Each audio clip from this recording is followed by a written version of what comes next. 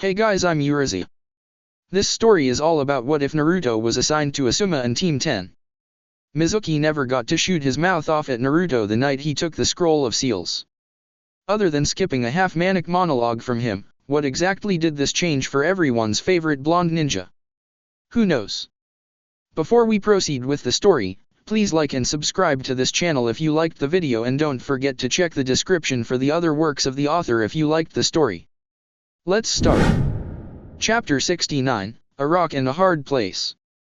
Kurochuchi tried her best to keep her cool. Honestly, she did. She was level-headed and confident in her abilities, but at times that led to moments of arrogance. Moments like 2 days ago. She should have put Uzumaki back under, the very moment he'd awoken in fact. But she wanted to see what Konoha's Jinchuriki was like firsthand for herself. He hadn't impressed her, and every subsequent time she had seen him after from that first moment had done nothing to change her mind. At his worst, he looked 2 steps away from gnawing his own leg off like a trapped coyote just to get the chain off that kept him hooked to the wall of his cell. There was no way he would have made his escape before the Chunin exam participants made their way back to their villages. Not without access to the things that made him truly dangerous, his chakra and unique ninjutsu. By then they would have come up with a way to extract the Cuba somewhat safely and subtly, and even if they hadn't, they would have had the run of the village to themselves for a month before the final exam began. It was plenty of time to get the Biju out, let the medics study his corpse, and dispose of it. To do it right then would have been ill-advised even if they could do it. Such a thing would have required all of the village's manpower for security, and all of that was being dedicated to security for the Chunin exams in the first place. Not only that, but every village would know of their little secret within 6 hours' time if they did it the moment they got a hold of him. Only, Uzumaki did escape. Not only did Uzumaki escape, the Uchiha did as well. And no one could find them. The prison was a swarming hive of humanity, with shinobi checking all over, in every nook and cranny. No one had left since long before the escapes were noted, so the guards manning the posts had nothing to report as to the comings and goings. Even then, it had only been Kurochuchi stepping out to oversee her assignment for the exams. Not doing so would have been suspicious to the Jonin sensei of the other villages, as it had been something assigned to her before any of this Kyubi and Sharinon business ever began. What the hell? How did they drop the ball? And where did that random white plant man corpse come from in Uchiha's cell? Was that who freed him? How had this happened? She had been there yesterday. Hell, she had been there earlier that morning. Uzumaki had still been chained to the wall with a look on his face that made it seem as though his brain would overheat if he kept thinking, and Uchiha had still been isolated, blindfolded, and unable to so much as turn his head. When addressing the amassed prison staff, it was very hard to not remind herself that 1 day prior, everything seemed to be going Iwagakure's way. Now, it looked like it could all blow up, right next to the powder keg that was the Chunin exams. Iwa doesn't get stuff like this dropped in our laps every day. All we had to do was one simple thing. Just one, Kurochuchi said, trying to keep a vein in her temple from pulsing as she spoke. That's why I'm asking, can anyone tell me just how we let the 2 most valuable and dangerous people our village has had in our hands in 20 years escape? And what the hell are we doing about it? Every shinobi and kunoichi stood dumbly, not knowing how to respond. All of them looked around at each other as if that would magically create something to blame it on, to take the heat off of them. A handful of the staff had been found incapacitated in various ways, and the ones that would eventually be able to wake up again hadn't done so yet. There would be no answers from there in the next hour at least, and time was of the essence. In the lineup, same as everyone else, were 2 nondescript Iwagakure shinobi, but these were mere disguises. Underneath the basic disguises, Uzumaki, Naruto and Uchiha Sasuke stood, waiting to be dismissed. They still needed to come up with a way to make their way out of the prison itself before the guards all caught on. It was only a matter of time. Sadly, leaving in any way would get them much unneeded attention. If the ninjas manning the entrance were eagle-eyed and paranoid before, they most certainly would be now. You! Kurochuchi suddenly barked, causing Naruto and Sasuke to freeze in place and turn to face her. Damn, and they had been so close to the gathering ending so that they could get away from her. Did you two have any ideas before this little get-together was called? She asked, stomping right up to the two of them. Kurochuchi got as far up in Naruto's face as she rightly could, wanting the entire workforce of the prison to know of her displeasure. She was going to continue yelling at the pair, until she suddenly stopped, choosing to instead analyze Naruto's face. She had never seen him before, she was certain of it, which wasn't such a big deal. There were tons of shinobi in the village, and many who worked in the prison that she had never seen before. What mattered was that while she knew she didn't know who this person was, his face looked damnably familiar. So did the guy next to him somehow. He was scowling, but waiting patiently. He wasn't even the one that set her senses off. Where on earth was that vague sense of familiarity coming from when she looked at the more expressive one? She didn't know enough Iwa shinobi by name for it to bother her that she couldn't place two of them, and she definitely didn't remember crossing paths with either of them before to any significant degree. "I asked you two a question," Kurochuchi said, her voice notably quieter as she tried to place the appearance of the two shinobi she had begun to shake down. "Where are you going?" Naruto looked over at Sasuke, who was ever calm under pressure and smooth in his reply. "If they escaped, they've got to be on the way out of the village. We can head them off or catch up if they're already gone. The only direction they could possibly go that would be safe for them in the end is east." Kurochuchi stared at transformed Sasuke down, while Naruto of all people mentally begged Sasuke not to try and do something dumb like use his Sharingan to try and hypnotize her into agreeing with him. He didn't put it past him for a moment not to do it. In the end, Kurochuchi backed down and waved them on. "Send word to pursuit squads and then get your asses back here. I need everyone to figure out who dropped the ball and let them escape. And be discreet. Don't make too much of a fuss in town." Both Naruto and Sasuke nodded before hastily leaving and never turning back around, all the way outside. Not another soul tried to stop them. Not after they had been given direct orders from the Chuchikige's granddaughter. The natural sunlight hitting their eyes for the first time in days burned them mercilessly, but they were able to hold off on flinching until they were out and into Iwagakure proper. The entire village sat amongst a mountain range comprised of small waterfalls. The buildings were all gray, made of rock and stone, shaped from large, elevated rock formations into tower-like structures. Many of them sat on cliffs connected by a network of bridges. The entrance to the prison Naruto and Sasuke had been trapped inside of was built into one of the rocky mountain ranges surrounding the village, giving them a grand view of just what they were going to have to explore if they were hoping on getting to Itachi's body, and more importantly his eyes. Neither one of them believed that they were in over their heads, but they weren't delusional enough to think that this would be a cakewalk either. With Ino, Hai no Kuni, Kanahagaku no Sato. Ino hadn't said a word to her parents about the mission she'd been slated to go on. She simply returned home and immediately began preparing her things. In less than 15 minutes she was fully equipped and out the door again with a quick goodbye to her mother. If there weren't so many buildings in the way, she would have been staring a hole through the village's main gate all the way there. Without question, this would be the most important mission she had ever undertaken until that point. Not just because it involved finding Konoha's Jinchuriki. Because it involved finding Naruto. If it had been her who was missing, Naruto would have raised hell until he got the chance to go and find her. After all of the times he had saved her backside and fought for her, it was high time that she had the opportunity to do something similar for him. Before she made it to the main street that led to the village entrance, Ino found Shikamaru leaning against a fence, seemingly waiting for her to pass through. He stood eyes closed, arms crossed over his chest before noticing her presence and peering over at her. He looked her over, noting how heavily she had packed to travel as he was the first of them to speak. "Well, you got yourself together quickly," he said as she got closer and stopped right next to him. Ino blew the bang covering her eye out of the way before fixing her fists to her hips in a serious stance. "Did you come to try and talk me out of going?" Because nothing he could say would make her stop.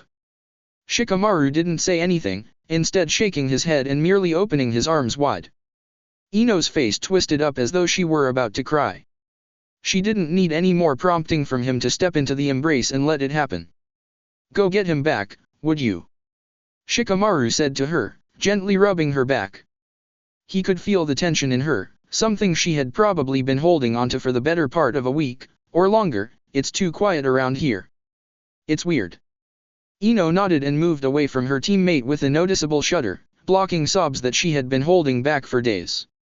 She hadn't cried in all of that time. She wasn't about to start right before she set out to do something about the cause of it. Shikamaru gave her a pat on the back as she left him behind for the gate. He would have told himself that he didn't want any part of missions like this, but he would have been lying to himself. As troublesome as it would have been, he wanted a hand in grabbing Naruto and getting him home. He would have to rely on Ino to represent in the field for both of their sakes. God help whoever wound up being responsible for Naruto's disappearance then. Continuing on her way to the gate, she eventually caught sight of Jiraiya waiting patiently on her. She really hoped that she wasn't late, but then remembered Jiraiya's earlier words to her. No tolerance for anything less than excellence and her complete compliance. If she had been late, he wouldn't have even been there. Jiraiya had eyes on her like a hawk as she eventually stopped in front of him, showing the same face that he had seen on her yesterday. Easy there. No need to be so tense before we even get moving. There'll be plenty of time for that soon enough, he told her, trying to talk the scowl off of her face. Seriously, you'll give yourself wrinkles that way. Why do you think Tsunade needs to use that henge of hers to dash? Oh, hello there Shizune. Wisely cutting off his comment about Tsunade before the woman's apprentice could get within earshot, Jiraiya switched his attention over to greeting the dark-haired medic. The last thing he needed was for those words to reach Shizune somehow and then make their way to Tsunade herself. Shizune either hadn't heard what he'd been starting to say, or otherwise ignored it, walking up to the team leader, prepared to head out. Instead of her normal black kimono, she wore the standard shinobi outfit of black trousers with the dark green flak vest. The black shirt she wore underneath had very long, loose sleeves that dropped over her hands whenever she held them down. Jiraiya-sama, Shizune said with a smile and a slight bow before looking over at Ino. The two made eye contact, and as much as Shizune wanted to go over and wrap the younger girl up in a hug, it would have been too much out of place. She would talk to her later, but for now she knew that if nothing else, Ino would give her absolute best if she was truly coming along. Sorry. I would have been here earlier but I had to drag Kakashi here to make sure he made it on time for once. Asuma, don't you think I would know better and make it here on time for something this important? On second thought, no need to answer that. Ino wasn't surprised to see Kakashi. She remembered stepping in during the tail end of a conversation between Kakashi and Jiraiya where he basically told Jiraiya that he was up for whatever the man had planned to go search for any sign of Naruto and Sasuke. Seeing Asuma though, it made her think that this might have been a bit dangerous for someone who was going to be the father of a newborn in a handful of months. It was strange, because upon seeing her, a similar thought must have gone through his head as well, only he didn't have the reasoning that she did to settle on that her experience explained away any danger factor in her involvement. Ino? What in the hell are you doing here? Asuma exclaimed upon seeing his only kunoichi student present amongst their vastly more experienced ilk. She shouldn't have even known that this mission was going to take place, let alone be there to see them off. It was then that he saw that she was packed to travel and immediately turned his attention to Jiraiya. Don't tell me. Jiraiya-sama, she dash dot. Oh no. Hell no. Not today. Not ever. She didn't need much time gauging his reaction at seeing her to realize that he was set to completely argue against her coming along. She hadn't gone through the trouble of getting the guts up to convince Jiraiya just to do the same thing with Asuma. Ino had to put a stop to any of that talk before it even began. Sensei, don't look at him, look at me, she said, stepping in front of Asuma to get his eyes off of Jiraiya. She needed him to pay full attention to her. If you're going to say anything about my not being ready, or that I can't be taken into something like this, I just have to ask you one thing. What the fuck did you waste your time training us for? Jiraiya said nothing, did nothing to step in. This wasn't about him. He had already agreed to have Ino along for the ride, and she had already agreed to his terms of engagement. Anything beyond that was a moot point. If she was easily rattled enough to be talked down by Asuma, that was up to her. But this clearly was not the case.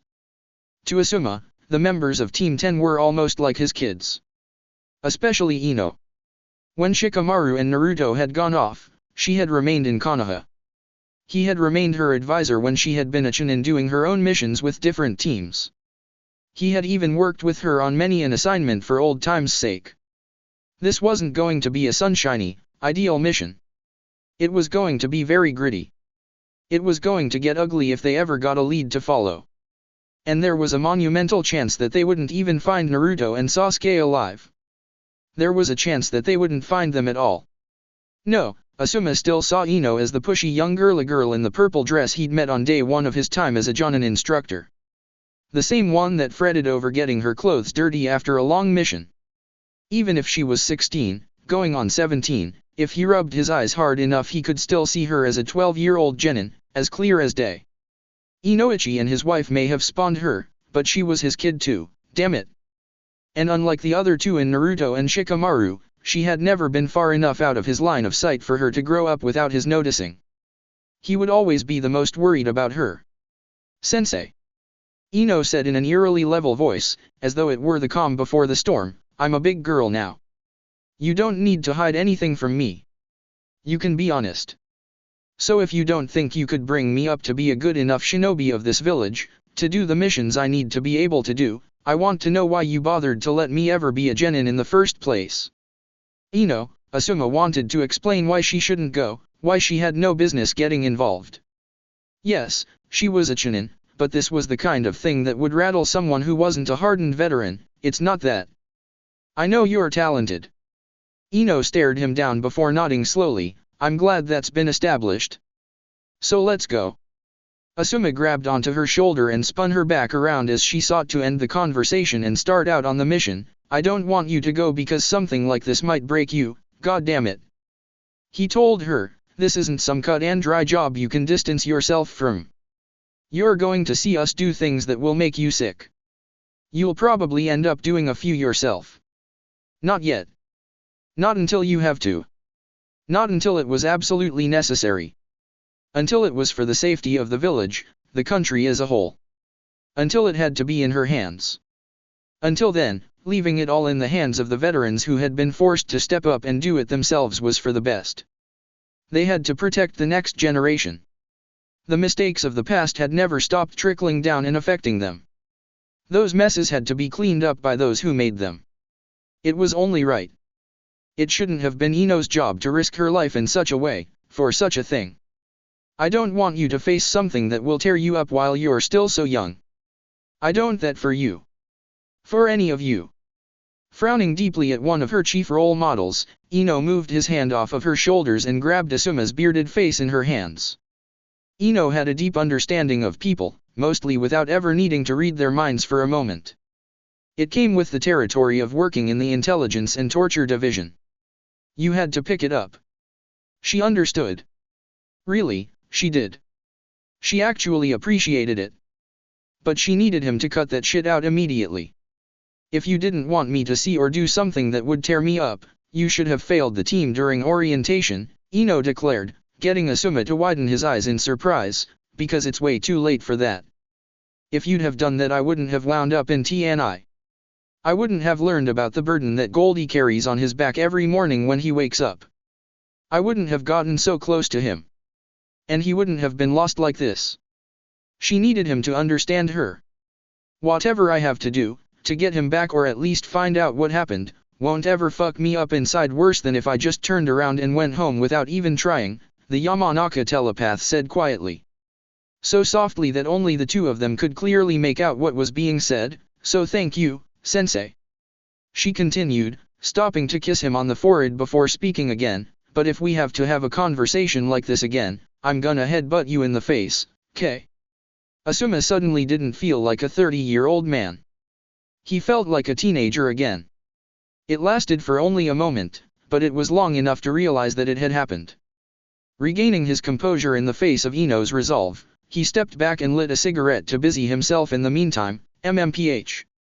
Jiraiya smirked and moved off of the gate he had been leaning against, clapping his hands together to get everyone's attention on him. Well, if everyone's done with that, I think it's time we get down to business. The mirth quickly fell from his face. The mood shifted with his expression, move. Everyone took off on cue, moving right behind him as he led the way through the forests, heading due west. Whether Suna liked it or not, whether anyone liked it or not, the first stop was the last place anyone had seen Naruto or Sasuke. The place that was now off limits, that Konoha was taking the blame from Suna for destroying the ghost town that now lay in ruins. Saraku. With Naruto and Sasuke, Chuchi no Kuni, Iwagaku or no Sato. Sometimes an underdone henjin and old-fashioned disguise was just what the doctor ordered. Don't change everything. Just change enough so that your real traits don't stand out. Just a face in the crowd. What were you saying? My plan was what now? I can't believe that steaming load of bullshit actually worked. Escape aside, Naruto and Sasuke figured they had at most 2 hours to find a place to hole themselves up before people smartened up and their disguises became useless. In the meantime they spent as much of it as they could getting familiar with Iwagakure before finding a place to disappear to. That information would come in handy later, knowing where everything was. Sasuke personally doubted that Itachi's body was really hidden anywhere.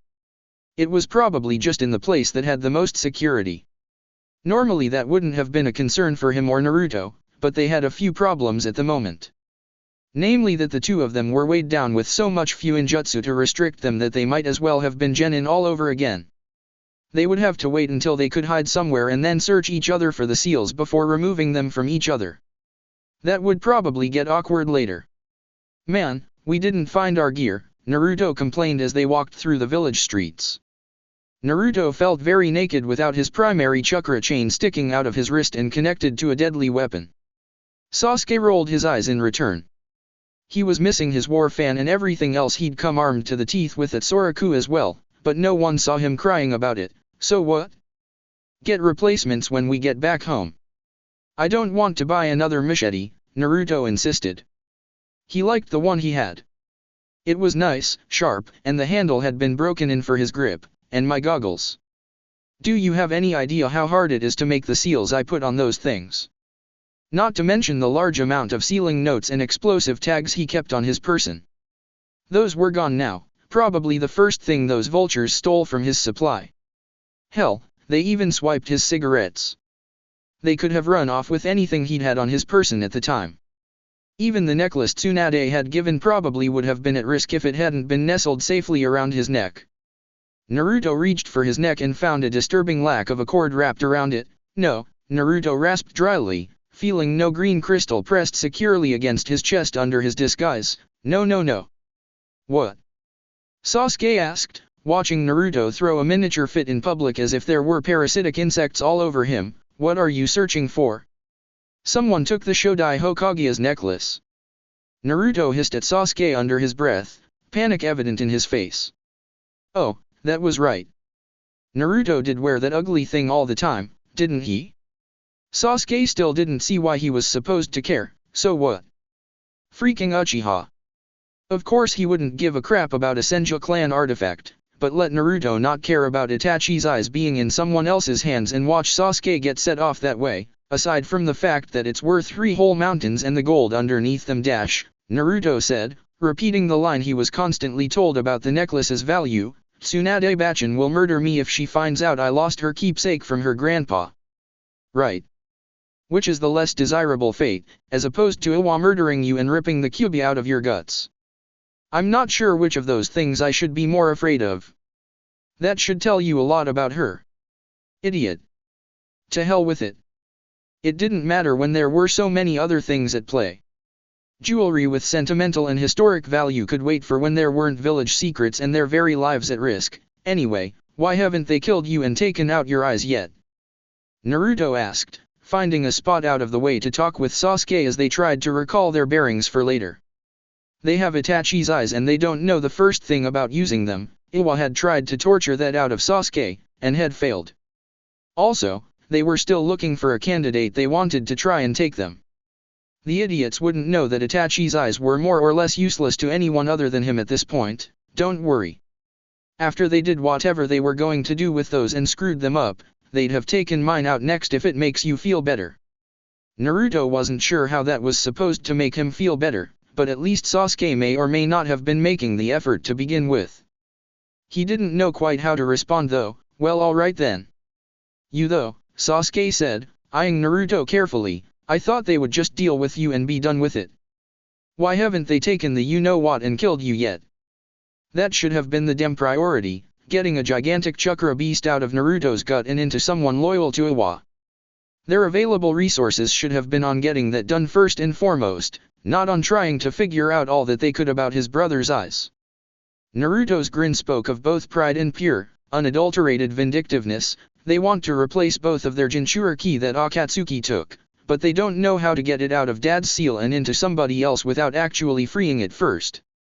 That would have been a bad thing to do. That would have been very bad. It was a very fair reason to keep him in holding until they were absolutely sure they had a way to reach past Naruto's seal safely. Still, Sasuke wasn't happy that Naruto hadn't been awake to get any of the torture he'd been getting. Sure, none of it would leave any physical scars or any mental ones worse than those he had already been sporting beforehand, but that wasn't the point. It hadn't exactly been a stay at a 5-star resort. Both of them stopped off at a rocky bluff overlooking a scenic area of the gray, stony village. It wasn't exactly in plain sight, so it bought them a few minutes of privacy at least. Naruto wasted no time in losing his Iwagakure flak vest and shirt, showing his back to Sasuke, who wasn't exactly thrilled to be in front of a half-naked Jinchuriki. "What the hell are you doing? I've got seals all over me, and you probably do too," Naruto explained, trying to channel chakra to help reveal more of the Fuinjutsu on him. "I found one on my gut, but there's more that I can't see, so that means they're on my back. I can't reach." "Don't be weird, ya bastard. Just get em off for me."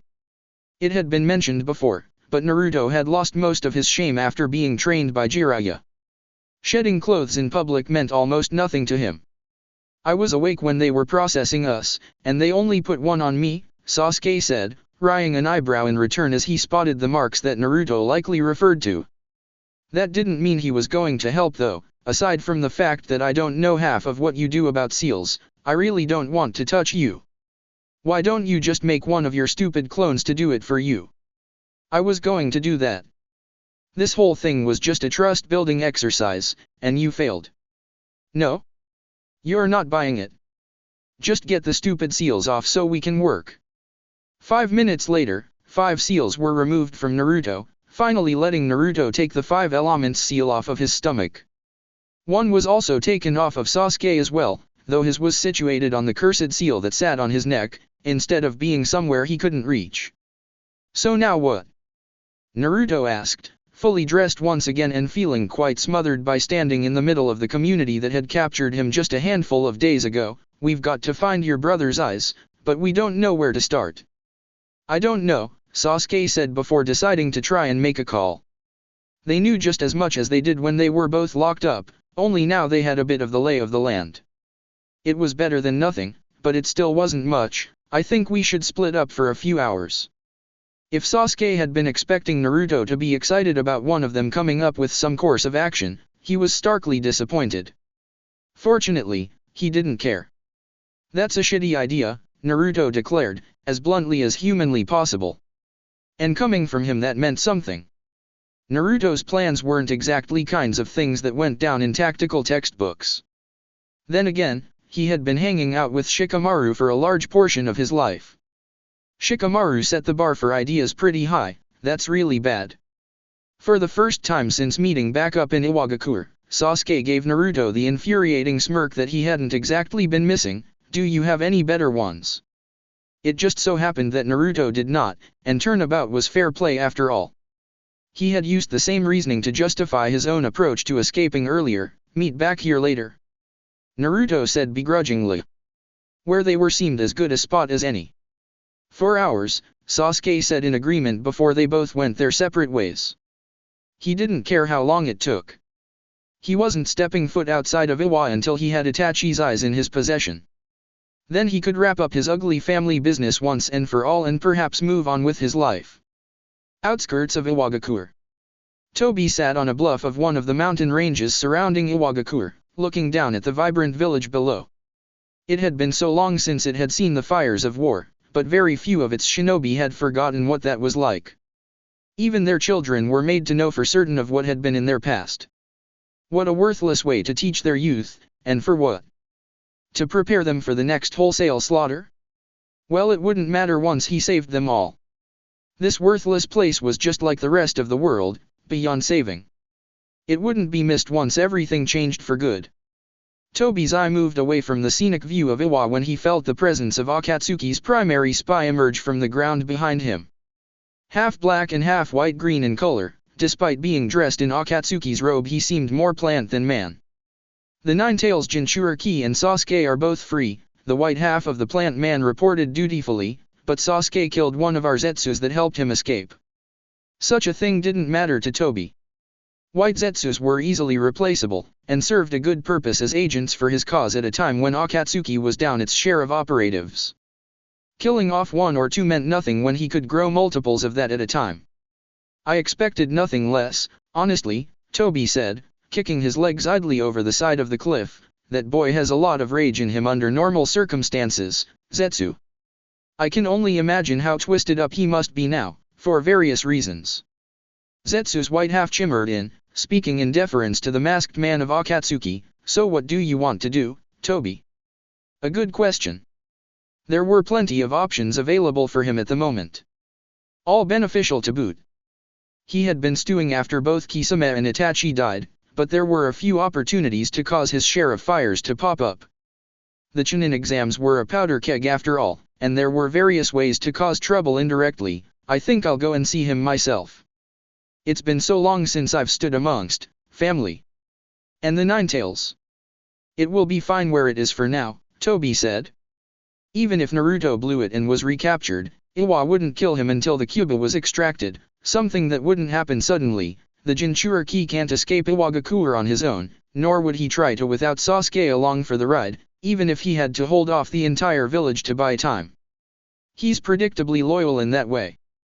From the eye hole in Tobi's mask, a swirling vortex took form, expanding outward and consuming his body. In a matter of moments he had teleported from his seated position on the cliff, leaving no trace of his presence behind. Zetsu quickly made to do the same, slowly sinking his body into the ground seamlessly. Things are getting fun, the white half of Zetsu said, while the black one scoffed at his other side, perhaps for types such as ourselves. We won't be anywhere near the point of impact once it all begins. Omegakure no Sato, Pain's Tower. Konan stood out on the balcony at the very top of the tower at the center of Omegakure, looking out over the high rises that comprised the heart of the village. This was her home, and one day when peace reigned across the world she would be able to stop the perpetual reign that her home was known for. But it seemed to be more complicated now than they had planned for in the first place. Itachi and Kisame were dead, and the Nibi Jinchuriki had been rescued before all of her Biju could be extracted. The battle in Soraku had been a complete disaster and no one could figure out how it happened. Both Nagato and Konan swore that Tobi had an inkling of what happened and why, but he wasn't forthcoming with any theories. She could feel the presence of one of Nagato's 6 paths of pain behind her before any of them even said anything. Must we really be concerned with Orochimaru at the moment? Konan asked. I know he possesses the Sanbei, but going after him now? I'm afraid only you would be able to take him on as he is. The Deva path shook its head as it moved out into the rain to stand with Nagato's most loyal underling. If we give him enough time to dig, it will be another several years before he surfaces for us to find him again, he explained. I will not give him the opportunity. Even with the power of a Biju at his fingertips, Orochimaru cannot outmatch God. She knew that. No one had the power that Nagato had. She had never seen a more powerful being in her entire life. If there was anyone who was meant to bring about a new world order, it was him. But Orochimaru, she had never seen a more conniving, scheming individual. If he was an enemy, and he most certainly was, he would stop at nothing to thwart and eventually crush them. He had the advantage of having intelligence on them that they didn't have on him, and he was not enough of a fool to do battle with Nagato without thorough preparation. Until then, he would likely continue to chip away at their remaining manpower. Deidara, Hidan, Kakuzu, and Konan herself. That, or he would let their enemies do it for him. It wasn't that she feared battling Orochimaru. She was confident in her own abilities and would stand against even the Kage themselves if it was required of her, with full confidence that she would emerge victorious. But there was no way to fight Orochimaru and believe for a moment that you would win cleanly. For anyone who fought Orochimaru, even when you won you didn't really beat him in the end.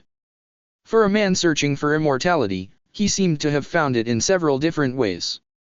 And now he seemed bolder than ever before, with a body that had the power to support how disgustingly skilled he was as a shinobi. I don't like this, Konan said, not even flinching as the rain from her beloved village impacted off of her face. We've lost Itachi, Kisame, and Sasori. They were among the best their villages ever produced. Nagato understood, but to back down now would have been to throw away what they had spent over 20 years of their lives working toward. Konan. Our preparations were made knowing that the goal of capturing all of the Jinchuriki would be difficult. We will incur losses, and we will face hardship. But it will be worth it in the end. We can bring peace to this world. We will lead the way. And if the entire world decided to go kicking and screaming, he would show them the pain that their struggling would cause. After they knew true pain, they would heal. They always did. They would bow or be destroyed. That included Orochimaru as well. With Naruto, Chuchi no Kuni, Iwagakure no Sato, downtown area. Naruto found himself constantly looking over his shoulder as he traversed Iwagakure on his own. He couldn't help but feel paranoid. Too paranoid to try and use his chakra pulse to check his surroundings. Now that the seals retarding his chakra were off of him, any use of his chakra in a large manner would have been like shooting a warning flare into the air for any of Iwa's sensors to check in on. But it was fine. All he had to do was be cool and pretend that he belonged there until he could find where Itachi's body was being kept. Someone had to know, or it had to be somewhere obvious. It was obvious for the most part in Konoha which buildings contained sensitive details. Hell, sometimes they were even labeled. There are a lot of foreigners around, Naruto thought as he saw many different headbands while exploring. It made him feel a tad less self-conscious to think about, that's how it's supposed to go in a village hosting the Chunin exams. That was something that could work out for them later, if only he knew how far along things were. It definitely wasn't time for the final round yet, that much was clear. Naruto had been to enough Chunin exams to know what that festival atmosphere was supposed to look like. Man, I hope Sasuke is able to find something, Naruto thought to himself. The longer they stayed there, the more openings there would be for them to escape, but that would only stand for as long as they weren't discovered. After their current disguises became worthless, what would they do then? We've got to get out of here, fast. He had a plan in the works to aid with their escape, but it involved some serious people watching. He just needed 2 good candidates for what he wanted out of people who weren't Iwa shinobi. As he walked about, scanning the crowds, he stopped upon seeing a rather familiar face from home. Hanabi sat all by herself, wearing her usual kunoichi garb. There were a few bandages on her, which meant she had just gotten through fighting not too long ago. It was then that Naruto remembered that she was supposed to compete in the Chunin exams this time around. Of course. He had helped her train a bit for it in his spare time. Ah, little firecracker, Naruto thought to himself, chest full of pride at the sight of her, even if she didn't look very regal at the moment, sitting around and taking in the sights while munching on a banana. If she's beaten up a bit she must have finished the second stage, and if she isn't moping or anything that's gotta mean she passed. Way to go. It was supposed to have been impressive for Naruto and all of his friends to make it that far back when they had taken the exams for the first time. Hanabi had just crushed the lot of them, by not only getting as far as she had as a rookie genin, but as an underage rookie genin. She had been 2 years younger than her entire class when she graduated. He was so proud of her. He just wanted to run up and give her a big hug to congratulate her. Unfortunately, people were looking for him to torture and brutally murder him by removing the Cuba from his body, so doing something that suspicious wasn't the best course of action, no matter how much he wanted to. The choice wasn't necessarily his though. Hanabi must have felt him looking at her, because her eyes turned his way. She looked confused at the sight of an Iwagakure ninja fixing such a fond, harmless smile on her. But Naruto's pride in seeing Hanabi at the Chunin exams slowly turned to horror when he could almost literally see the gears turning in her head at the sight of him. Oh shit, he thought to himself upon realizing that Hanabi knew him well enough and was more than smart enough to see through his crappy disguise. I forgot. Hanabi's actually sharp. His beautifully simple disguise might have worked wonderfully on people who didn't know him and were looking for specific traits to find him, but Hanabi had seen him so often that she could key in on the little things that no one would look for and that he hadn't bothered changing to keep from making his transformation too complex. She was figuring it out. It was all over her face. He tried to play it off with a cool demeanor on the surface, but mentally he was panicking. "You're seeing things. It's a mind trick. I'm not me. No, don't get up. No, don't come over here. Ah."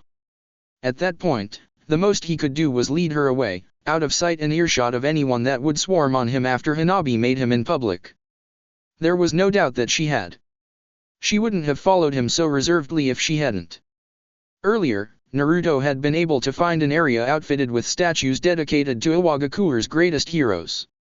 It was a landmark area to Iwa, but something that all of their population had seen hundreds of times already.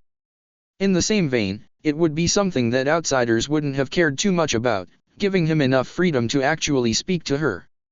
He backtracked there and let all pretenses drop. "Hey, little firecracker," he greeted in his actual voice. Both the sound of it, the manner of address he used, and the grin on his face flat out killed any possible doubt that Hanabi may have had that it was him. "Naruto Onizuma," Hanabi said, her posture limp and unrefined, quite unlike her. Dumbfounded was the best way to describe the way she looked, and he couldn't blame her. You came all this way to see how I was doing in the exams." He had completely forgotten that she had been in those this time around until he had seen her. Honestly, with everything that had been going on in his life since the last time he had even talked to her about the subject, it had slipped his mind. "Sure. Let's go with that," Naruto said, steering the young girl onward with him. It probably looked extremely odd for a man dressed in an Iwagakure uniform to be walking with a Hyuga clan member, but he didn't care about that at the moment. It wouldn't take long, and if this went well, he could give her some information and have her take it somewhere more useful. "So how'd you do?" He really did want to know. He'd picked up that she'd passed thus far, but he wanted to hear it from her. A shine came to Hanabi's big, clear eyes as she remembered how she and her team made their way through the tests thus far. "I'm in the final stage of exams. Konobaka is too, but we're the only ones on our teams who made it through." Well, that was just fantastic. Of course Konohamaru, Mogi, and Udon were there as well, along with who knew how many other Konoha genin. That just made this a lot more dangerous. It dawned on him a bit too late. No, he couldn't use Hanabi to carry a message to any of the Jonin sensei present for the Chunin exams. It would put too many of the genin in danger. Iwagakure wanted his capture kept under wraps, so they wouldn't do anything against the youngsters unless they knew that they were working with him and Sasuke. Damn it! Naruto kicked himself inwardly. In hindsight, 30 seconds too late, making contact with Hanabi was the most irresponsible thing he could have done. She was just a genin. Yes, she was ultra-talented, but she didn't have any business getting mixed up in this kind of mess. Unfortunately, Hanabi was the dangerous combination of sharp and ambitious, yet too inexperienced to be of use in the situation that she discovered. Why was Naruto there to see her when all of the teams would be heading back to the village where she could come to him then, and why was he in a henge, weak though it may have been? Whatever the answer to those questions were, she needed them. Holding Naruto's hand, she pulled him onto a seat next to her by a fountain.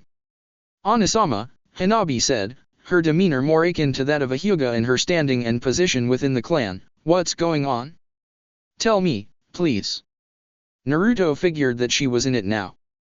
There wasn't any taking back the fact that he'd already spoken to her, so the best thing he could do now was make sure that she was up to speed. If something happened after this point, it was going to happen regardless. "Okay, just sit tight. I'm hitting you with it all at once, little firecracker." Naruto inhaled fairly deeply in an effort to get what she needed to know all out in one breath. "The Kyuubi that attacked 17 years ago's not dead, it's living in my guts. I got captured on a mission and now Iwa wants to rip the Kyuubi out and stick it in somebody else to make them as badass as me. I got away, because like I said, I'm badass," he told her before realizing that there was more to it. "Oh, and Sasuke is here too. He got captured and escaped with me. We're looking for his dead brother's eyes, 'cause Sasuke killed him on that mission I told you about, and now Iwa has the Sharingan. And that's bad." Hanabi stood still, nodding and taking it all in. It was really very impressive that she was taking all of those crushing realities one after the other with only a stoic understanding. He hadn't even explained them that well.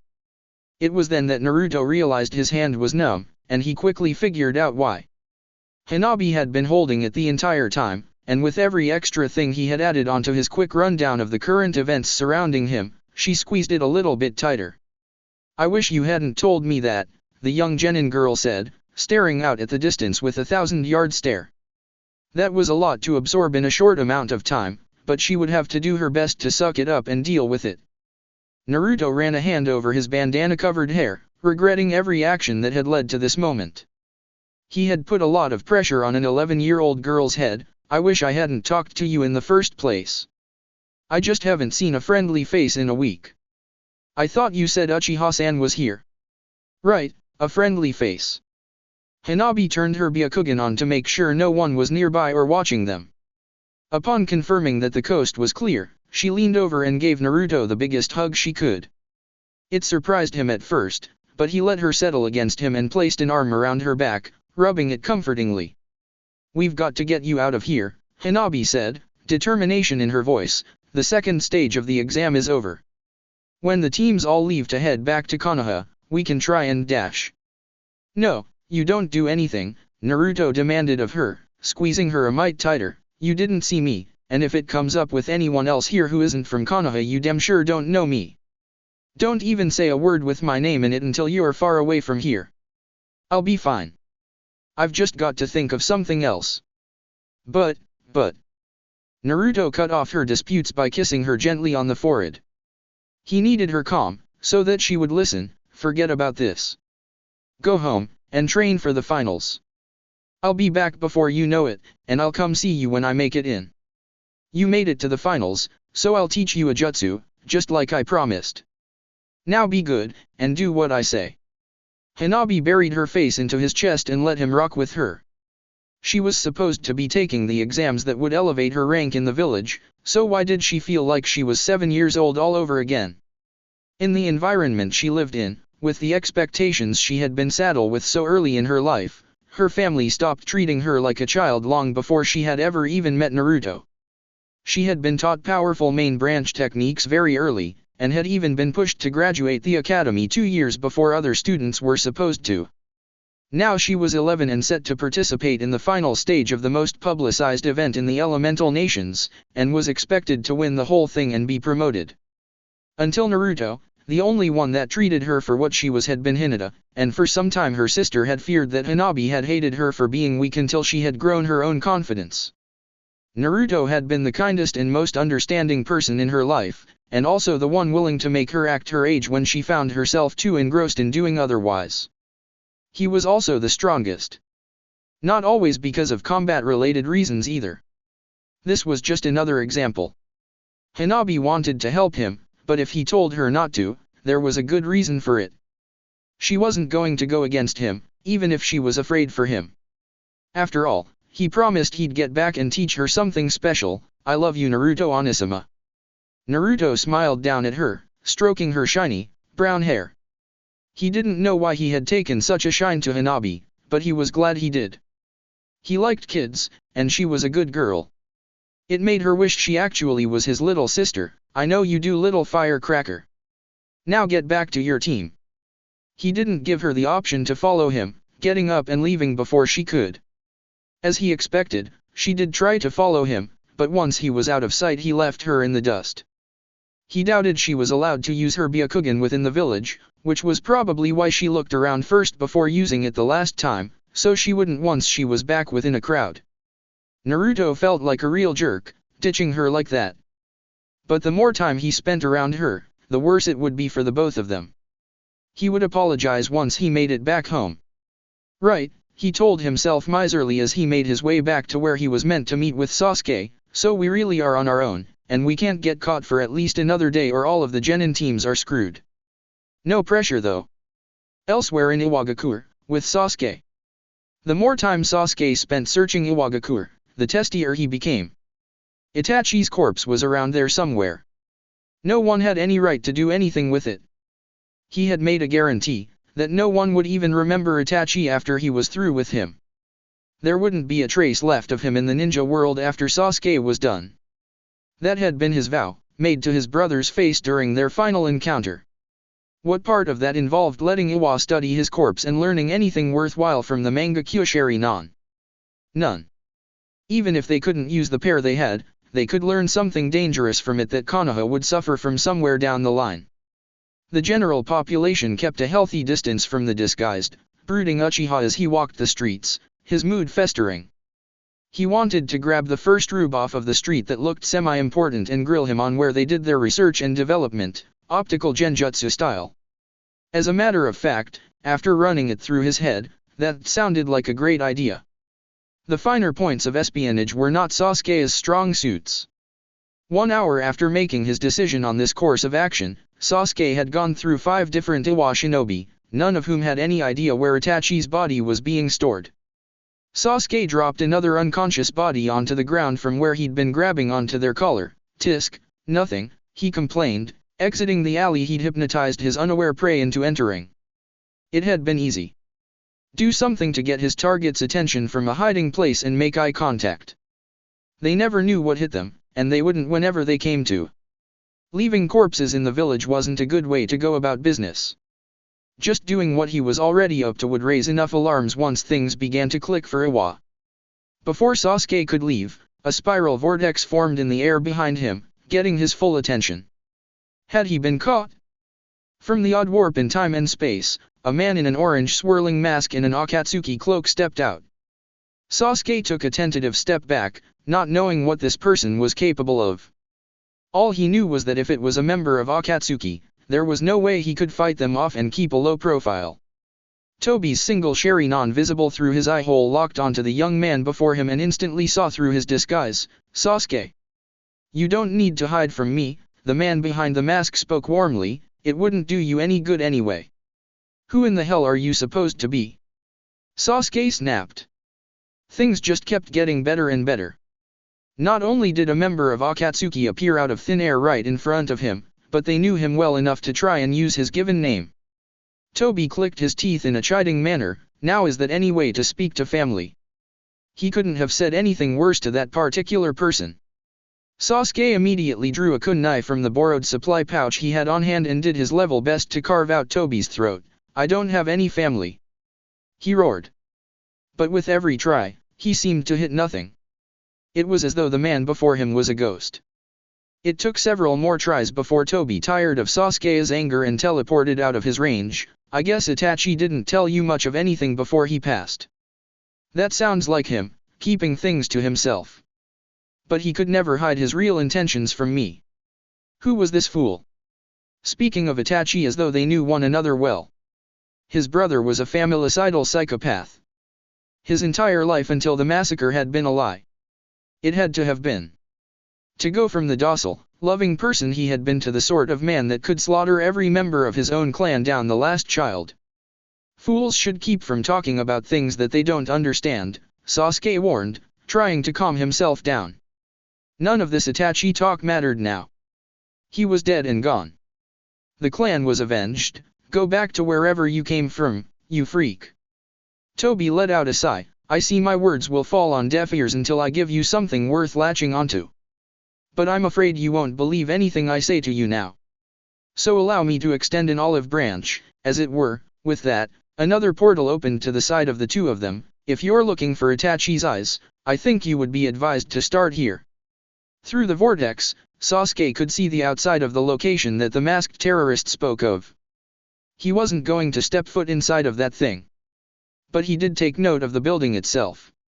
He could find it on his own now that he knew what it looked like. If Itachi was really there, he'd work to get to him on his own terms. Thanks, Sasuke remarked dryly before turning his back and leaving once more. Now fuck off. Tobi didn't expect anything else, but this was a start. I'll be in touch. Just remember. If you have anything you want to know, I'll always be around, Sasuke. Family should help family. Right, because they were such close relatives. He should have asked Sasuke what he did to the last member of his family that he had come across. And what do I call you? Sasuke asked, never ceasing in his departure. Let's go with Madara. Sasuke froze in place, and his eyes went wide at the reference of his clan's most iconic figure, but once he turned around, Toby was gone without a trace. Quickly schooling his expression, Sasuke scoffed and continued on his way. Tisk. Whatever. Uchiha Madara, my ass. There wasn't any time for Sasuke to dwell on anything that was said by the individual in the mask. He had a former dead last to meet up, a facility to raid, and an enemy village to get the hell out of. Still, he would have been lying if he said that it didn't stick in the back of his mind. He hadn't missed the Sharingan, after all. Omake, till death do us what? 5. It had been a long day for Naruto, and he had hardly gotten anything worthwhile done. His attention had been occupied throughout the day with the ever-present Shizuka. She really was set on getting him to come back to the Nadeshiko village as her husband. Fortunately, she had enough respect for boundaries to refrain from following him home. It wouldn't have surprised him though if he woke up and exited his apartment first thing in the morning to find Shizuka patiently waiting in Seiza for him to come out. Upon entering his home, Naruto found Ino lounging at his kitchen table, quietly reading a romance novel to pass the time. He could tell because of the cover after years of hanging around Jiraiya. Fortunately it wasn't one that had been written by his teacher. That would have been a little too strange. She noticed him and dog-eared the page she was on before setting the book aside. Evening, Goldie, Ino said, sliding her chair back to stand. Did ya deal with Shizuka yet? Naruto hadn't expected to see her again that day, but it wasn't as though he were complaining about it. Still working on it, he told her before walking into his room and flopping face down on his bed. Isn't it a little late for you to be over here, Ino-chan? He mumbled through the pillow in his face. Ino had followed him down the hall and leaned against the doorway, frowning to herself. Well, I just felt like I needed to talk to you about earlier, and I wouldn't feel right if I didn't before I went to sleep. It had started to eat at her more the longer the day had gone on. I don't want to go to bed with things all messed up between us for a stupid reason. Naruto pushed himself up and turned over to sit properly. Ino apologizing? That rarely happened, and if that was what she was doing he was going to give it his full attention. I get it, he said, patting his bed for her to sit on.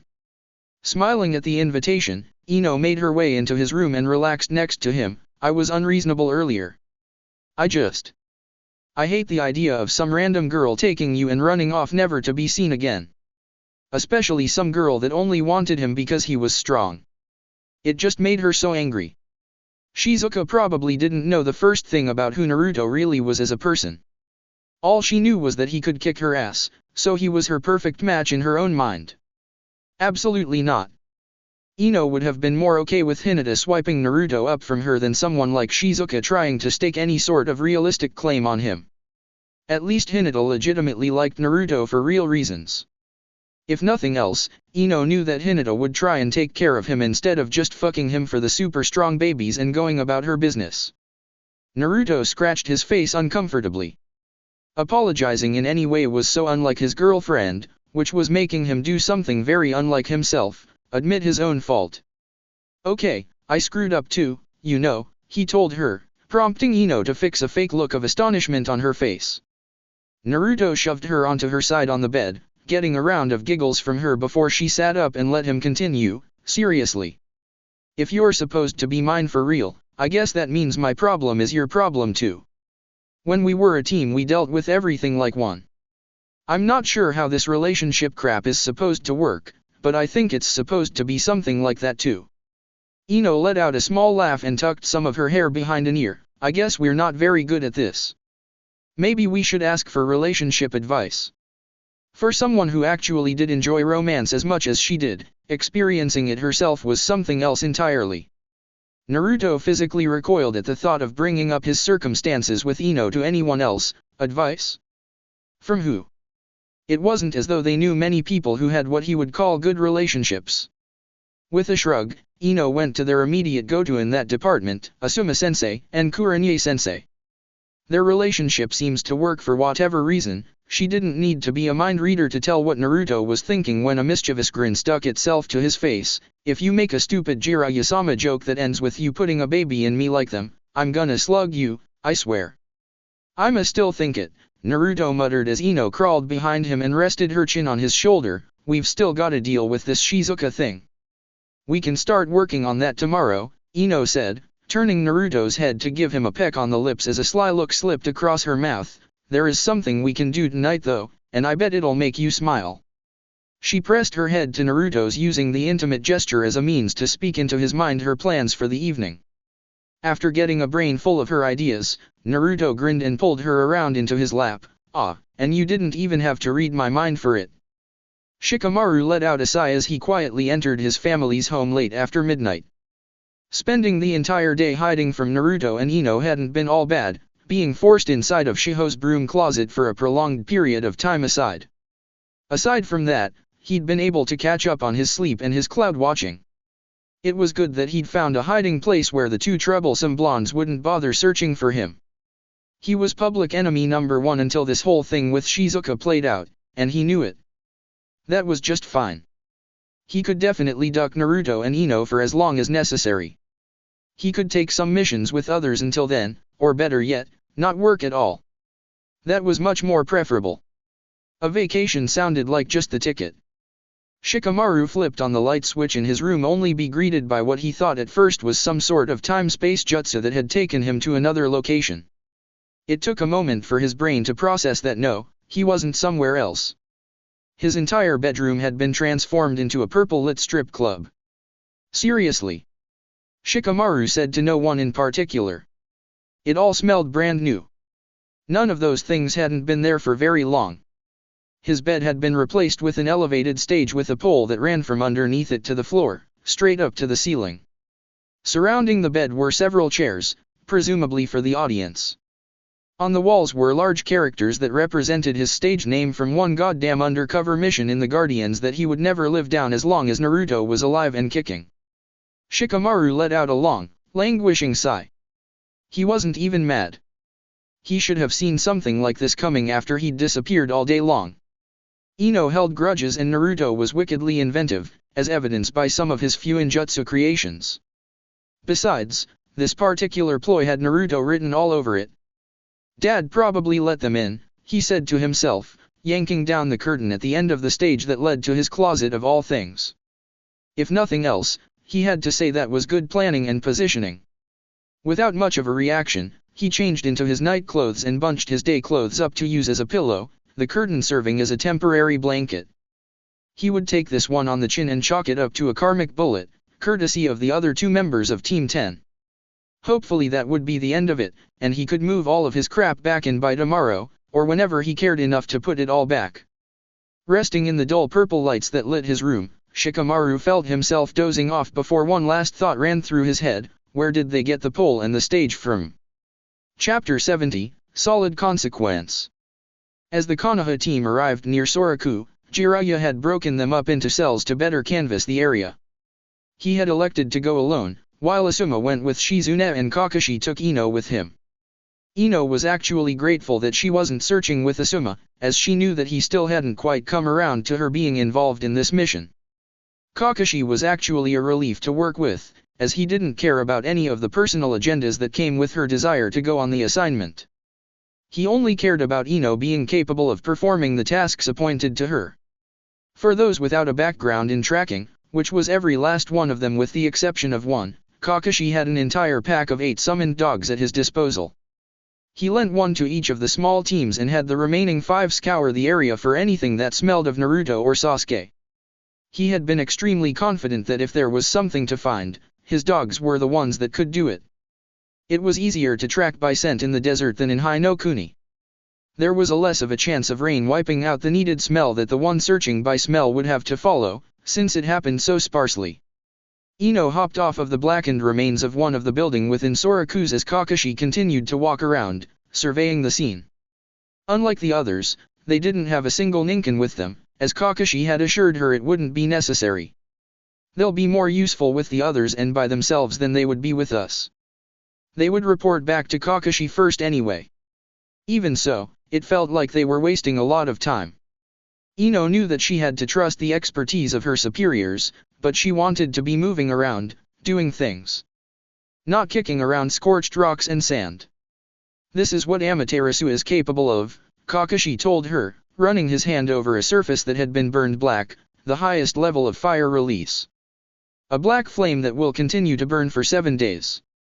There wasn't anything that could have put this out, even if it had rained here. From what Shikamaru and Neji had told them, Sasuke had taken it upon himself to deal with Itachi for personal reasons, while Naruto had fought someone with the power to submerge half of this massive city underneath 5 stories of water. Meanwhile, Neji and Shikamaru had been rescuing Yujito and dealing with Suna Black Op units that had been sent in to sweep up. "We're not going to find anything here," Ino grumbled. She wasn't even sure that she wanted to, even if they could have. "Kakashi-sensei, can you really tell anything from looking at this?" Ino didn't get it. She wasn't any sort of tracking expert, but she knew enough about scents to know that if something was burned to a crisp, it wouldn't leave the same kind of visible sign, or even a scent that you could identify it by. "I'm serious," she asked after not getting an answer. "If Soraku was burned to the ground, how can your Ninken get any kind of scent from Naruto or Sasuke?" Kakashi turned to the Chunin girl and seemingly smiled at her, though all she had to go on was the single visible eye he had exposed on his face, because clearly, they weren't in Soraku while it burned down. Such a declaration gave her more than a sliver of hope that they were on the track to finding something substantial, and soon. "So you're saying there's a chance?" The answer didn't come from Kakashi, but from a small dog that came charging up to them in a Konoha headband and a small blue jacket. "Girlie, there's more than a chance," the little pug spoke up, surprising Ino at its ability to talk. She got over it fairly quickly though, as she had been well acquainted with Naruto's toads, most of whom spoke. "There's a trail of both of their scents that leads away to the north." "Far north?" Too much farther north and they would be heading out of Kaze no Kuni altogether, which was not a good thing. It was already bad enough that they were searching in that country to begin with. "How far north, Pakun?" Kakashi ventured to ask. The little dog clammed up, not knowing quite what to say to his summoner or the girl with him to assure them. The silence spoke clearer than most words could. "That far north," Kakashi said with a grimace underneath his face mask. What had previously been encouraging news had quickly gone back downhill as far as their hopes were concerned. None of that answered the question for Ino, who wasn't a fan of the speaking without speaking by play. Just because she was a mind reader didn't mean she could do it without trying. "Would anyone like to tell me what's going on before we get back to the others?" "How far north are you talking about?" "Chuchi no Kuni north," Kakashi elaborated, getting a soft gasp of concern from Ino, and hopefully not very far into that territory, for everyone's sake. She didn't need to be told what Kakashi was implying. The hidden village that rested within the borders of Chuchi no Kuni weren't exactly fans of Konoha, or of any other shinobi village either. Quickly, she reached out with her clan telepathy to try and contact the other members of their squad and let them know what was happening.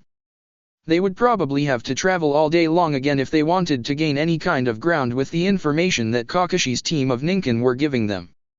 With Naruto, Iwagakure no Sato. Naruto and Sasuke had agreed to meet after 4 hours of splitting up, but neither of them made that time frame for different reasons. It wasn't even close. Neither of them met up again for almost a full day in the agreed-upon spot. In a stark departure from their usual interaction, neither boy knowingly needled the other over being so late. Not only because they both knew that they didn't have a leg to stand on as far as accusing one another went, but because they were both still somewhat shaken up from yesterday's revelations. Whoa, Naruto said, breaking Sasuke's explanation of yesterday's events as they occurred through his eyes. "A guy wearing Akatsuki stuff came up to you and just told you where to find Itachi's body. For free? Well, why isn't he getting it for himself then? He clearly could, if he could open a portal to where the location was. He teleported and snuck up on Sasuke to begin with, so there probably wasn't anything stopping him from doing the exact same thing elsewhere." Sasuke couldn't answer because he hadn't thought about it. He had wanted to put the conversation with Madara behind him immediately after it had happened. "I don't know. I didn't ask. I just got out of there, and thankfully the man in the mask didn't follow. I couldn't have fought that guy. Not then. Not with what we're into right now. I'd have had the whole village on me within 30 seconds. And that guy could teleport, which would have left Sasuke on the hook for all of Iwagakure's wrath in return. His boner for murder wasn't large enough for him to justify fighting a whole village to himself, at least right now it wasn't. Okay, well if he's related to you, Why the hell is it just now coming up? I don't know. Naruto grumbled to himself that for a genius, Sasuke didn't seem to know much, but he let it go after notching a mark in his memory banks to revisit this later. Well, about that. We're gonna have to pick a good time to break in. And we can't do it until the Chunin exam teams leave to go home. Sasuke closed his eyes in quiet annoyance, knowing why Naruto wanted to postpone their intended heist of his brother's corpse, otherwise we'll wind up putting the teams from Konoha in danger. He concluded knowingly.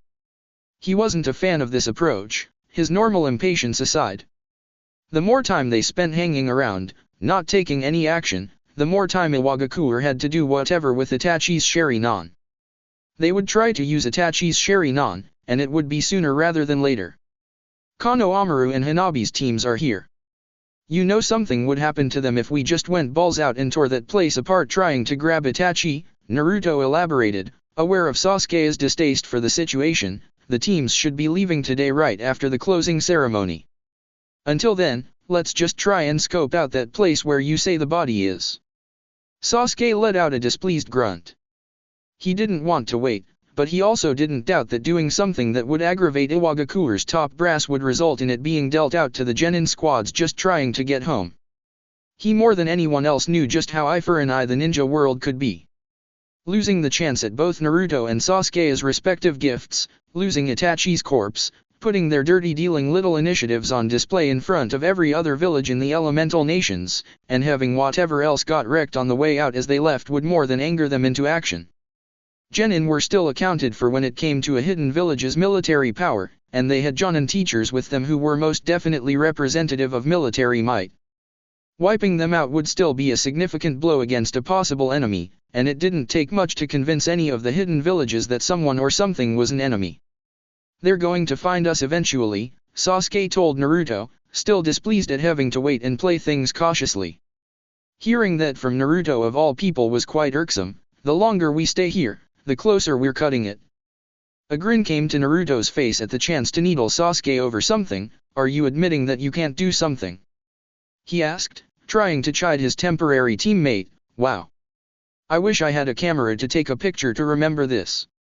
Sasuke rolled his eyes. Yeah, I guess your little goldfish brain will wind up forgetting about it in what, 30 seconds. I wish Shikamaru was here instead of you. He's always nice to me. No, he's not. Yeah, you're right. Okay, whatever. Let's go find where your dead brother's corpse is. Southern Chuchi no Kuni. After being informed of what was going on according to the noses of Kakashi's Ninken, Jiraiya wasted no time moving them all out. Ino didn't think she had ever moved so fast and so far in a short period of time in her life, but it was her responsibility to keep up with the top traveling speeds of some of the best in Konoha.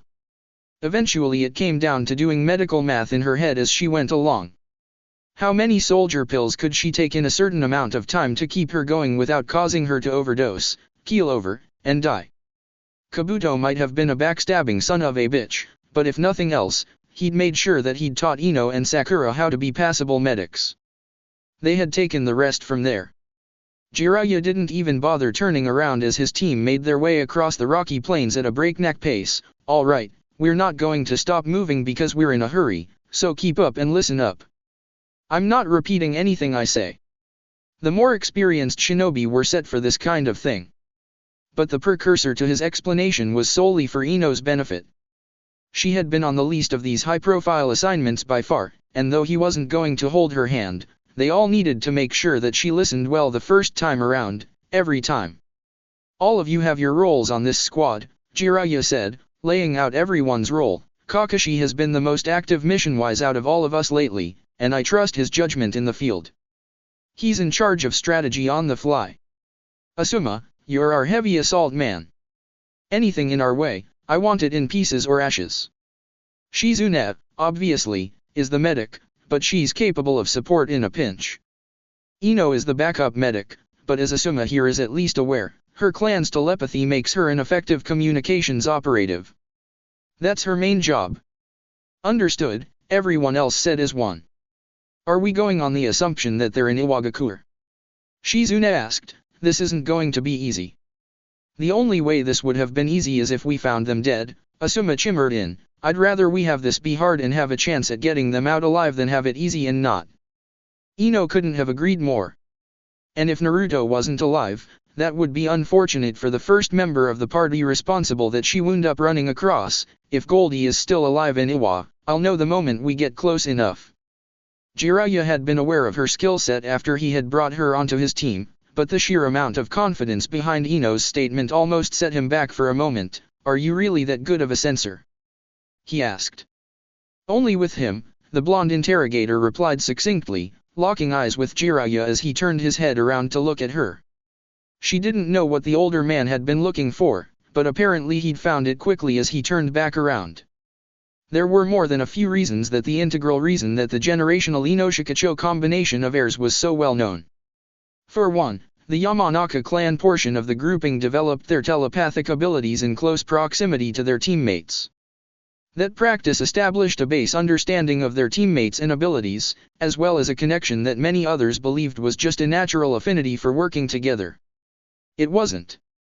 The Yamanaka heir, whoever they just so happened to be for that generation, was just able to get into their heads multiple times during the evolution of each of them as shinobi. If what she was saying was to be taken as more than confidence in their situation, Ino had managed to do that with Naruto and then some.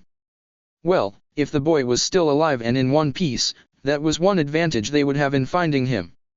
Hanabi stood at attention with the rest of her Genin squad mates, respectfully listening to the Chuchikage's departing speech that was meant to close out the second part of the Chunin exams. From there, they were all meant to return home to train for the month before coming back for the finals. You fight for more than just yourselves. You fight as representatives of your villages. To all who have advanced, each and every one of you will carry the reputation of your homes, of your friends, family, teachers, all of them, into battle with you once you return to this place.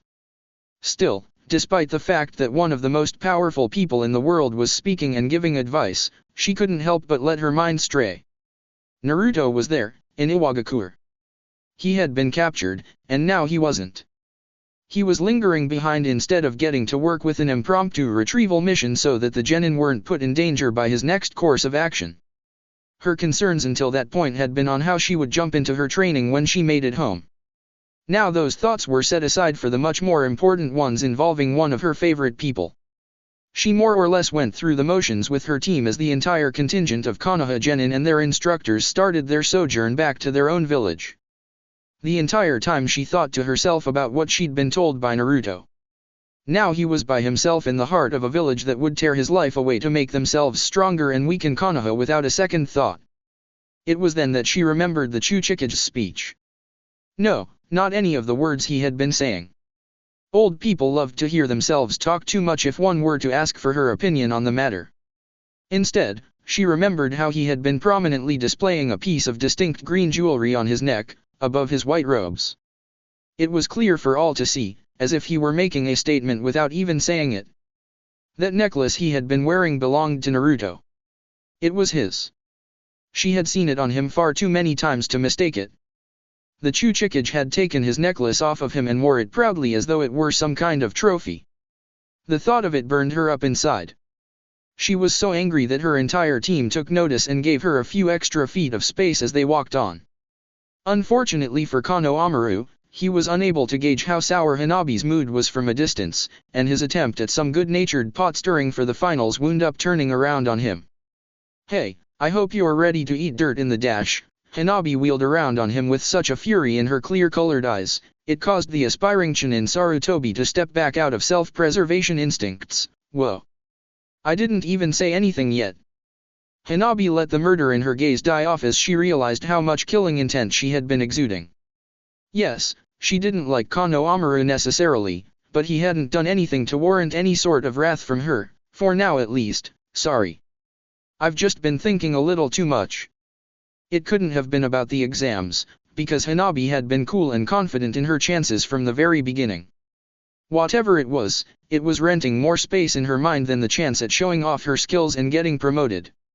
You've been acting weird since yesterday, come to think of it, Konohamaru pointed out, squinting one eye at her as though it gave him a look into her inner self. Did something happen during the second exam?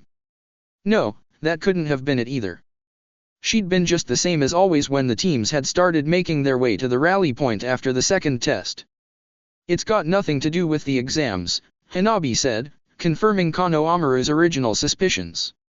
He and Hanabi didn't get along in the slightest, but they had butted heads enough to the point that he would know she wouldn't be shaken by anything a genin would face. "You didn't notice anything off during the closing ceremony, didn't you?"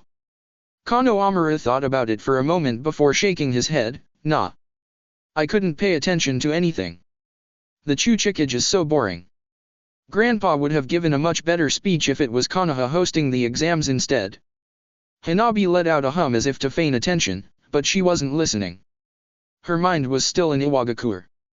More specifically, with Naruto. She wanted to tell someone.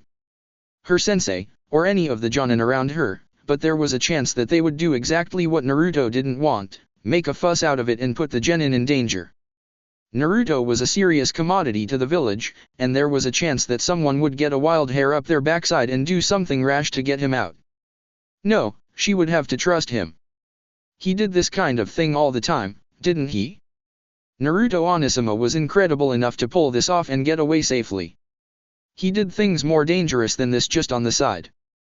He would be fine. Hanabi believed in him. Meanwhile, Chuchikage's office. Every time, hosting the Chunin exams was such a chore.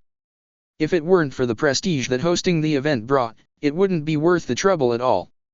"In my day, each village ran its own exam," Oniki thought as he traversed the halls of his main administrative building, flanked by 2 guards. Bah! What do other villages know about what makes an Iwagakure Chunin? Nothing. They judge all of the applicants on the qualities that they look for in their own ninja. And so Iwagakure did the same on their own exams. It was their right as the host village to make up the tests that comprised the event. If nothing else, it would weed out the useless pretenders from the other villages simply taking up a spot that could have been filled with a more deserving competitor. He would never think such things about his own aspiring Chunin, of course. He wished all of them were Chunin exams material. He loved every shinobi in the village. They were his, both to guide and to protect. Iwagakure was his treasure. He would ensure that whenever it was his time to leave that plane of existence, he would be doing so with the future of his home assured. It was for his treasure that he would fight and gain possession of the treasures of others. Things like the 9 tails. Things like the necklace of the Shodai Hokage.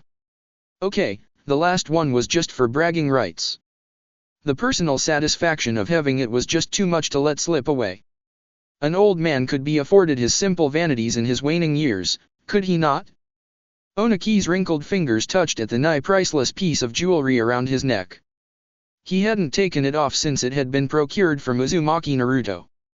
He probably never would. "I might just have them bury me in this thing," he thought, getting a chuckle out of himself at his little joke.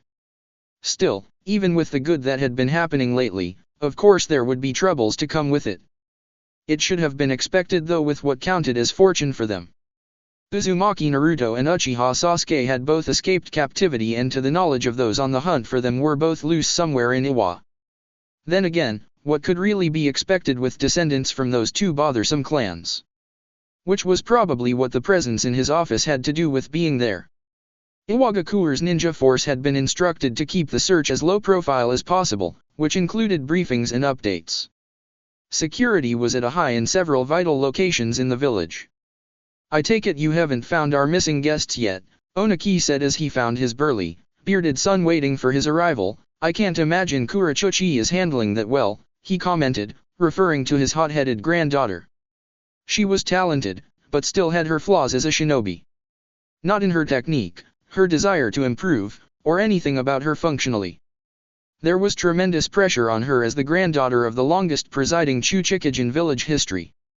It was pressure that she lived up to with her accomplishments and ability. Still, it left a chip on her shoulder that she wouldn't ever shed until she obtained the position of Chuchikage herself. Probably not even then either. As well as you could expect. "You know how she is," Kikuchi replied, confirming what his father already knew. "They haven't been leaving any kind of a trail to follow.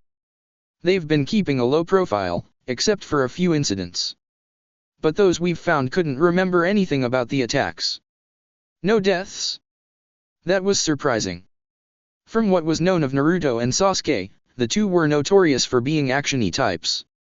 Clandestine, cloak and dagger affairs weren't supposed to be their thing, but Iwa didn't have any sensors better than average to find them while they were being sneaky. They didn't know where the two Konoha Chunin were, but Oniki could make an assumption about where they were going to be, given a little time. Should we try and send some Umbu to shadow the departing teams? Kikuchi offered.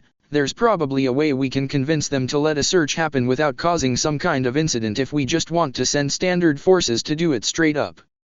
Oniki waved off the suggestion, surprising his son at how he wasn't chomping at the bit and willing to tear away at any and everything to find their prisoners before something compromising got out. There's no need for that. That would just raise suspicions, all for the sake of a maybe. It was a maybe that could lead to war, and all with no gain for them if Naruto and Sasuke outright left at the first opportunity the way Kikuchi believed they would. Are you sure? They may have already left, slipped in with the crowd that had come for the Chunin exams and snuck out that way. Probably with the Konoha travelers. It was what he would have done. It was what any shinobi who was halfway sane would have done. If they were in a hostile place with allies that were able to leave freely, that would have and should have been the first place they sought help from. Had Naruto and Sasuke been older shinobi, Oniki would have considered that approach to their whereabouts. But they were young, and they would do what young, headstrong fools oftentimes did, overestimate themselves. Iwagakure had something that they would want. Two things: if Uzumaki were cognizant enough to realize what had obviously been confiscated along with the rest of his gear. They were just bullheaded enough to think that they could make a difference on their own. It didn't matter who they were and what they possessed power-wise. It was still two boys versus an entire village coordinated against them. And soon the kid gloves would be off once they were sure they were on their own again without any prying eyes from other villages. They won't be going anywhere, Oniki assured his son, walking reservedly through his office as he made his way to his desk. They know, or at least the Uchiha boy does, that we have his dead brother. If there's one thing about that clan I know, that's for sure: they could never let anything go, even in death. He'll come for the corpse. Of that, he was certain. Even if the location of Uchiha Itachi's body was a secret, eventually they would find it, they would go to it, and it was there that they would be trapped. To catch the rarest of game, you have to bait them with something worth their while. The full scope of Iwagakure's wrath would come down on those two. They were the most valuable commodities to fall into the village's lap in quite some time. With Naruto, elsewhere in Iwagakure. Naruto crawled into his and Sasuke's temporary hideout, a small depression in the rock behind one of the city's man-made waterfalls. He tossed a bag at Sasuke's feet containing a change of clothes that he'd picked up in town. Fortunately, the uniforms he'd snagged for them to sneak around town with had wallets with actual cash in them to use. Sasuke let out a grumble at being supplied with something less conspicuous for them to walk around in while they were slightly transformed. The disguise they wore still worked, making them both look unassuming enough to pass as faceless Iwa shinobi. Now they would pass as faceless civilians. Maybe even travelers, as the last dregs of those who had come to town for the opening stages of the Chunin exam were still hanging about. You need to chill out, Naruto said, sitting off to the side, looking at the waterfall that concealed their hiding place from outside eyes. We're gonna get Itachi's eyes, all right. It's like you said, this isn't the kind of thing they can rush with. They don't really know what they're dealing with. Sasuke gave Naruto a look as if to say that this was him chilling out. In the elemental nations, Iwagakure had the lowest quality of the 5 hidden villages when it came to medical advancement, so they would make sure they had all of their preparations in order, everything accounted for before they went to transfer the Sharingan eyes to someone else. Did you buy any food? Sasuke eventually said, only to get a tomato washed in the waterfall tossed over to him for his troubles. What? No ramen? I'm glad we're in here, because the sky must be falling. Naruto smirked at the nature of the insult instead of flying off the handle at it. And here, after he had gone out of his way to grab Sasuke's favorite, which was also coincidentally Naruto's least favorite grown item, which he hated in general to begin with, you want me to buy food that smells behind enemy lines? Well, I guess the scent of glorious ramen is enough to even make someone like you dash. Forget it, Sasuke cut him off before he could get started on an annoying tirade and bit into the red tomato, savoring it as the first decent food he'd had in days. So what the hell are we going to do? Wait until tonight and hit that place Madara told you to go after. We can't wait for too long, like you said, after all. How about it? Sasuke hated the thought of remaining around for much longer. He wanted to escape and he wanted to put the thing with Itachi behind him forever. But he had already previously admitted the fact that if they pulled off their mission they would be putting the genin teams in jeopardy. They had left in the morning, so holding off until after midnight would make sure that the teams could get out of Chuchi no Kuni, or at least far enough away that they wouldn't be the first target once the two of them pissed Iwa off good. Then what are we supposed to do afterwards? Run like hell until we get somewhere safe. Naruto deadpanned as though it were obvious, so we probably won't be stopping until we get past Hinokuni's borders. There's always Takigakur, Sasuke said with a small measure of distaste. Not for the place in particular, but what would happen if they did go there? It was the closest, and there was a great chance they would get a measure of sanctuary, but Iwa doesn't have any problems starting things with smaller villages to get what they want. That's how the last Shinobi World War started. Getting to two vulnerable pairs of Sharingan and a loose and floating nine-tails fox inside of a Jinchuriki from a rival village was likely worth starting formal hostilities over, if anything else ever was. Naruto rolled his eyes. He hadn't been paying attention in history class unless something had come up involving the Yondaime Hokage. Well, I guess there's a mark of progress for us, Naruto said, getting Sasuke to look over at him in confusion until he explained, we're important enough to start a war over. Yay, he added with a spirited wiggling of his hands. Sasuke scoffed and turned his attention back to his own little corner of the hideout. How does Yamanaka put up with you? I just don't get it. Being reminded of Ino caused Naruto to frown. With all of the panicking, subterfuge, and making slapdash plans, he had forgotten that he was supposed to be a prisoner, captured straight off of the field during a mission. And it had been days since that had happened. Shikamaru and Neji were fine. Naruto knew that they were. Even if Killer Bee hadn't been there as well, those two were talented enough to make it out and get home. Ino would have found out that Naruto was missing from one of them, likely Shikamaru. How would she have reacted? The last thing he would have wanted was to break her heart over something that had happened to him, but he'd never thought about it before. He'd never thought about it happening to him, getting killed or captured. He always figured it would have or could have, he just hadn't cared very much about it aside for the self-preservation reasons. When he was younger, he always thought he would be the baddest ninja to step foot out in the field, even on day one. After that was worked out of him due to the reality of his profession scaring some clarity into him, he simply never figured that anyone would have cared about anything happening to him much past an, oh I knew that guy. That's a shame, kind of mentality. Little Hanabi's reaction to his current circumstances showed that this clearly wasn't the case.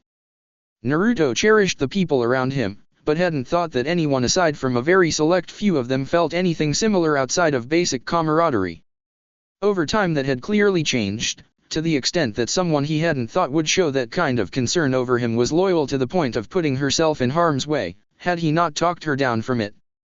If someone like Hanabi would have been driven to near tears at the thought of leaving him alone in a place that wanted him dead and dissected, how did Ino feel when she got the news of him missing in action? Gut-wrenching sorrow? Red-eyed anger? Both? At Akatsuki? At him? He didn't want to think about making her cry because of something that he had done. Well, he would find out soon enough when he made it home, because he would be making it home, even if he had to waltz over the Chuchikage's body to do it. If she cried, he would hold her until her tears dried up. If she hit him, he would let her until she felt better. But first thing was first. He had to rest and get his mind right. That night they would be breaking into the facility where Itachi's body was being held. Sasuke didn't put it past the Chuchikage to move the body somewhere safe before sunrise now that the outside traffic from the other villages was for the most part gone. That was what he would do if he knew that someone was lingering around to try and get at it. It made sense to Naruto, and that was why they would make their move before Iwa could get the chance. I hate the cold, Orochimaru thought to himself as he and a small contingent of his forces headed north. There were things he wanted to tend to in those areas and he had been getting a tad stir-crazy lately. Having a body with no shortage of inhuman power at his disposal would do that every now and then.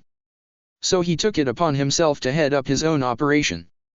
Do his own dirty work as it were. Not the grunt work, of course. He still had hordes of underlings for that sort of thing.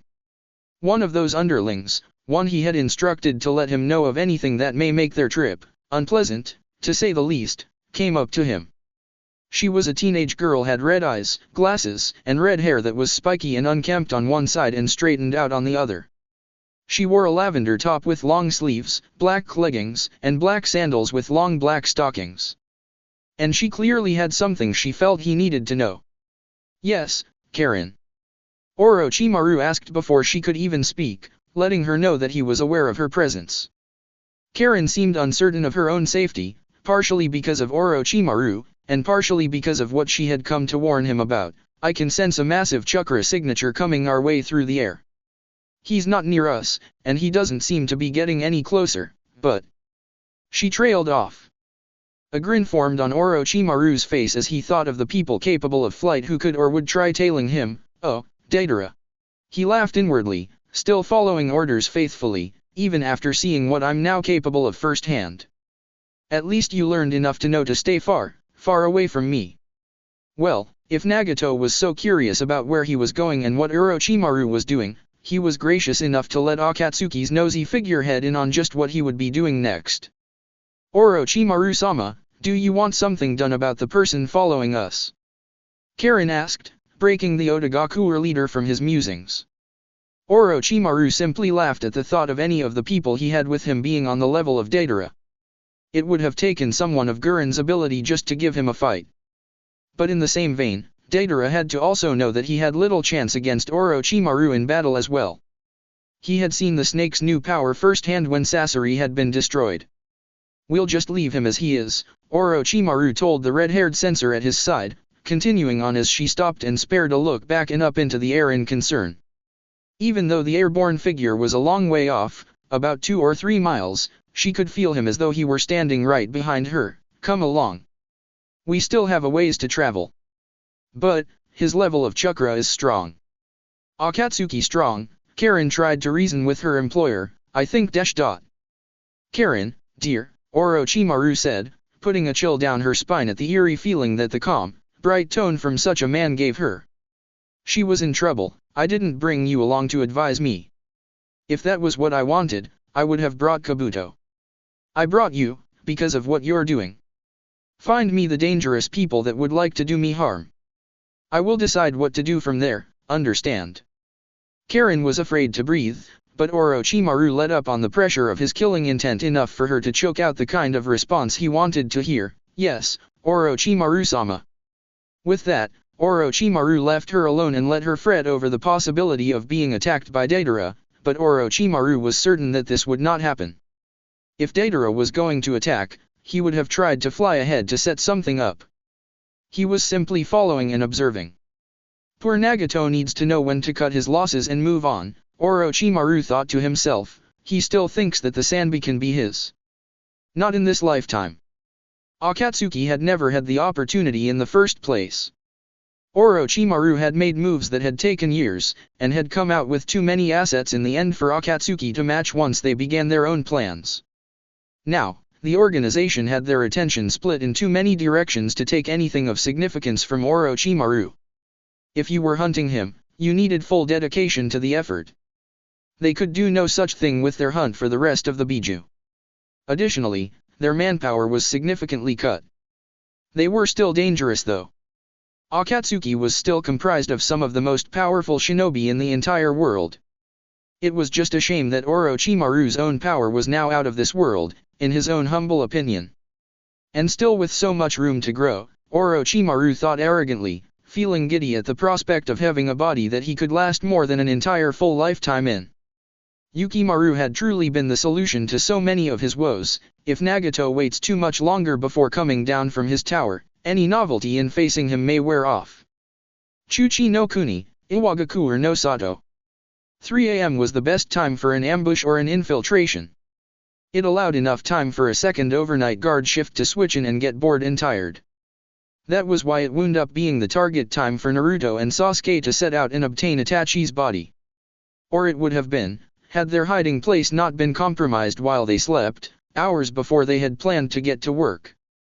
Naruto was awoken from his slumber by a sharp kick to the back by Sasuke. Huh? Wah. Naruto arose with a start at the unwelcome action. What the hell? We're surrounded outside, Sasuke said, a smile on his face. But not one of confidence. It was the kind of smile held by someone who was in utter disbelief of what had befallen them. If I hadn't been awake, they might have tried attacking already. Naruto frowned and scratched at his head. He had dispelled the clone he had keeping lookout outside before he'd gone to sleep, because trying to rest while keeping a clone or two as a lookout was worthless. He would just get the mental fatigue back when they dispelled.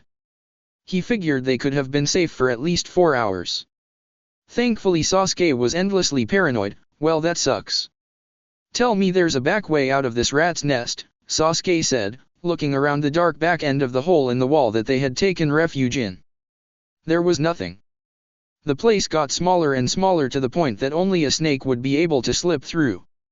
Naruto let out an exasperated sigh and plopped down on the ground cross-legged, his arms folded across his chest as he tried to think, man, if only I could teleport, or at least had a jutsu that would get me through rock without caving this place in. He closed his eyes and hummed in thought before looking over at Sasuke. Wait, you know we're surrounded. Does that mean you can see them from behind the waterfall? Sasuke nodded and raised an eyebrow at the grin on Naruto's face. What? Naruto jerked his head in the direction of the waterfall at the mouth of the cave. If you can see them all from behind the waterfall, go make eye contact with all of them for me. Sasuke wondered what putting them under a genjutsu would do if they were all prepared for a battle anyway when he saw Naruto make 2 clones, one to look like him and another to look like Sasuke, and not as they were, as the enemy expected them to be. They know what we're supposed to look like. Not what we look like right now. What are you thinking? Just give a little brain nudge to convince that these two are us. Nothing big, just a little suggestion, Naruto told him. If it works, they can chase them around for a bit. They can at least last 2 minutes if I really have focus on trying to get away. We don't need that long to get to where they're keeping Itachi, Sasuke mused, following Naruto's train of thought before grumbling, well, it's not how I would have handled it. This way is less corpsey. That's not a word. It is tonight. Now do your stupid cheating eye thing so we can get this show on the road. Sasuke glared at Naruto, but did as requested. Not because he was told, but because he wanted to do it. That was the only reason. It took 5 seconds for Sasuke to plant the suggestion in the Iwa scouts' heads, and with a silent wave of his hand, Naruto's transformed clones took off through the waterfall, drawing away the small force sent to ambush them. Naruto counted to 30 before he too left, Sasuke following as they made their way for the building that Sasuke had been shown by Madara. He had taken the time to locate it on foot beforehand, so he knew where it was and took the lead as they darted through the darkened streets of Iwagakure, not a sound being made between the two of them. All of these places looked the same, especially at night, grey towers comprised of the rock that the village was built on and around, all in varying height and width. Sasuke had memorized the building's location however, and knew where they were going, so there was no trouble on that front. It was the only thing that such a thing could be said about. As they got closer and closer to the target building, Naruto took stock of the situation. It wasn't good. The two of them were barely armed, only with the bare minimum of what a shinobi was expected to carry around from what they had pilfered off of the Iwa shinobi they had taken uniforms from. They had to keep things quiet, otherwise they would bring Iwa's full fighting force down on top of their heads. Both of them had no problems with a fight, but intentionally bringing one of that magnitude onto their heads was simply too foolish for words. They were alone with absolutely no line of support. If they screwed up, it was all on them. No one was coming to protect their balls, possibly literally depending on how much they wanted some good old genetic material from the Uchiha clan or the son of the Yondaime Hokage. Nearing the gate that separated the village streets from the grounds of the building, Sasuke and Naruto both jumped over it. With his vision abilities, Sasuke spotted every sentry the moment his eyes made it over and quickly disposed of them with 2 shuriken to the throat before they could even begin to react at what they were seeing. Naruto had jumped lower after seeing Sasuke take off and landed to gently cover the mouths of the 2 men as they fell to the dirt and died. They didn't need those 2 letting out any death cries and tipping off the enemy before they had even gotten started. Sasuke raised an eyebrow at Naruto's rather manual way of keeping the enemy from making a sound. Shouldn't he have had a jutsu for that? They were high-level shinobi, after all, couldn't you have done something with your wind chakra to make that easier? Naruto stood up from setting the dead sentries down. He trained their features to memory and immediately made 2 shadow clones transformed to take their places as guards, at best to cover for them, at worst to dispel and warn them of danger, cut or push. That's what my wind does. Sasuke wasn't buying that as an answer. Naruto just so happened to have what could be seen as one of the most versatile chakra types of the 5 to choose from. You should have been able to kick up some wind to cover up any yells they would have dash. Cut. Or push. Naruto cut Sasuke off, repeating himself with emphasis, that's what my wind does. A roll of Sharingan eyes followed as the 2 started searching for a low-key way into the building. Tisk, slacker.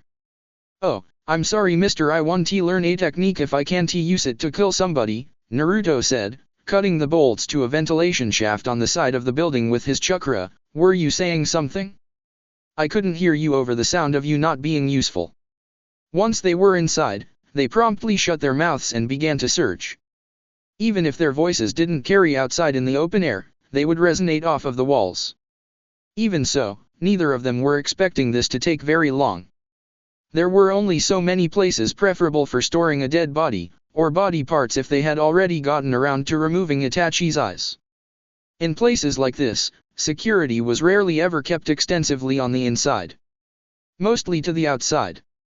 The ninja forces ran every semblance of hidden villages. They kept the streets and everything around any given location was locked down with the bulk of their manpower and resources, so security inside of these places wasn't really a priority for them. Konoha was similar in how they secured their sensitive locations. All hidden villages were, really. Getting into a place unnoticed was oftentimes the hardest part. Once you made it that far, it was just a matter of finding what you were after and slipping away again after you got back out. Itachi's body wasn't exactly hard to find. It only took cursory searching before they found him inside of a room outfitted with medical equipment and observation glass, likely for the village bigwigs who wanted to see the body of perhaps the second to last known Uchiha in the world. As Sasuke walked into the room and opened the body storage freezer his brother's body was stored in, he froze and stared at the corpse, the breath sucked out of his lungs as he was finally able to process just what had happened in Soraku. He had done it. He had killed his brother. The single thing he had committed every day of his being to for 10 years had finally been completed. So why didn't he feel as accomplished as he did when he saw Itachi fall? He felt sheer elation when he was the last one standing. He had fallen unconscious immediately afterwards and had woken up to quite the predicament. He hadn't been able to dwell on his victory, on finally avenging his entire clan. Now he could. So why was it such a hollow feeling? Sasuke couldn't even bear to look at him. The absolute nothing that he got from it after the fact was almost as painful as any sort of sorrow or anger. Naruto raised an eyebrow at Sasuke going literally anywhere else in the room that he could get to, just as long as it kept him from looking at Itachi's still, pale, lifeless body. Were they burying him, or burning him? Well, either way they couldn't do it there. We've got to move him out of here. A cloth covered Itachi's eye sockets, which still contained the most important aspect of him. His eyes are still in. They don't know what the hell they're dealing with, Sasuke told him, having picked up the notes from the medical team that had been working on Itachi's body. They think his Sharingan is sealed away now that he's dead. But that doesn't make any sense. Naruto lifted one of Itachi's eyelids and saw an eye with featureless red pupils staring back at him. None of the characteristic markings that he'd come to expect from the Sharingan, that he'd seen firsthand from Itachi when he'd fought against him. They might have a point. They look broken or something. Sasuke frowned and continued to read on through the report, his face slowly twisting into one of shock and then of smoldering anger as he reached the autopsy. As Sasuke read, Naruto clicked his tongue and started digging around the area for a scroll that he could use as a makeshift sealing item for Itachi's body. Well, congratulations, I guess. You got what you wanted, he said. You fought Itachi and you kicked his ass. Way to go. Sasuke's fingers dug into the paper of the reports as he tried to contain himself. Thanks, but you see, the thing about that is he failed, and threw the report at the back of Naruto's head, growling in aggravation when it missed. Your fucking explosion is part of the reason he died, you retard. The sickness ravaging his body added on to the sheer exertion that fighting Sasuke caused him. By the time Sasuke delivered the killing blow, Itachi likely would have died within minutes regardless. Reading that report had been the bitterest medicine he'd ever had to swallow in his entire life. Itachi wasn't at full strength. He wasn't even close. And Sasuke hadn't even been the sole reason that he went down in the end. Naruto stared at the enraged Uchiha dumbly before working his mouth into forming words. "That's awesome," he exclaimed before noticing Sasuke glowering at him dangerously. I'm sorry I kind of stole on the most important moment of your life and everything, but that's so awesome I was able to do that." At a loss for words, Sasuke felt his anger subside at the outright brazen reply. In the face of his rage, people never tended to just ignore it and carry on. The novelty of it threw him off. Anyway, what about the Mangekyo Sharingan? "Look for yourself," Naruto advised him. "I'm telling you, I don't see it." Sasuke sucked up his feelings and checked on Itachi's eyes for himself, finding exactly what Naruto saw. The design of the Mangekyo Sharingan had faded completely. That didn't happen when a person with Sharingan died. That was only a thing when someone with Sharingan went blind. Sasuke rasped out, his throat suddenly dry as a bone. "Itachi was going blind while he was fighting me." No one else knew what the lack of definition in Itachi's eyes meant, because there was no true expert on the Sharingan. Kakashi came the closest, but he was barely aware of certain Sharingan information. Sasuke knew though. Sasuke sank to his knees and punched the floor hard enough to crack the tile on it. With a series of deep breaths, Sasuke tried to calm himself and refocus on the mission. "Do you have anything to put his body away in? We still can't let them have the Mangekyo Sharingan." "Ugh," Naruto said with a cringe as he found a scroll to scribe the ceiling arrays onto. "About that. What? Can we just call it the MS? What?" "No," Sasuke replied with a disgusted recoil. This was his family's Kekkei Genkai they were talking about here. It's the Mangekyo Sharingan. Don't be an idiot. Say the whole damn thing. That's a mouthful," Naruto told him as he walked over with the improvised ceiling scroll to stash Itachi's body away in. "We've already said it like 6 times, and I feel like I'm gonna bite my tongue. I'm shortening it. MS it is." Sasuke said nothing, simply glaring at Naruto as he quickly stored his deceased older brother away with a puff of smoke. "Besides, it's not like anybody else has I dash," Naruto absent-mindedly started to say before realizing what he'd done. "Oh. Sorry." Sasuke stood directly behind Naruto, his hand up and prepared for a Chidori if the mood struck him. Instead he formed a fist and decided to choke down that anger. It would likely rear its head again in a few years in the form of an ulcer. "I'm going to punch you in the face later, but now isn't the time for it.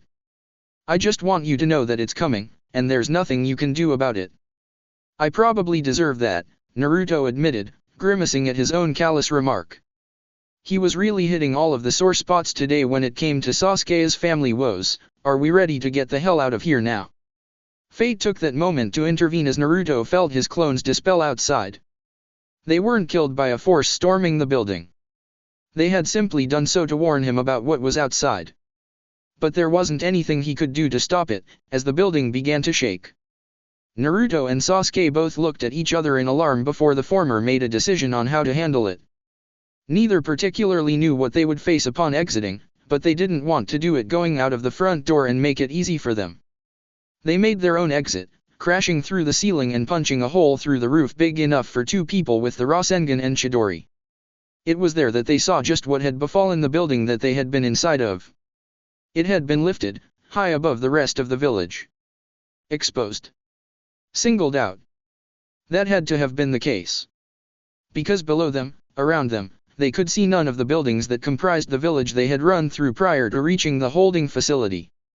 That meant that either they were just elevated, or the entire village had simply vanished into thin air. What they saw instead of a settlement was a rocky plain, with a gathering of what they assumed to be a task force, put together specifically to take them on. A squad that didn't seem intimidated in the slightest at the caliber of their opponents. Amongst them, their former jailer, Kurachuchi, looking up at the 2 of them and waving cheekily. "Hi. Long time no see," she shouted up at them sarcastically. "What's the matter?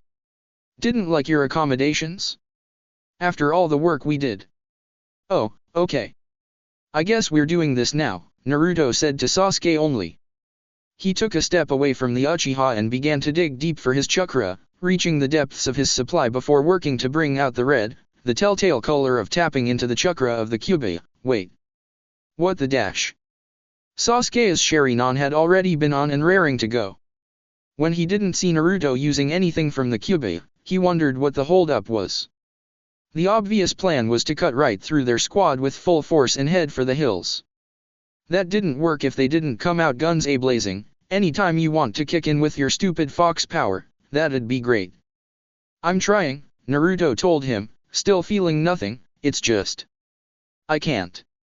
On the ground below, Kikuchi let out a boisterous belly laugh as he watched Naruto struggle to bring up something he couldn't reach. What's wrong, kid?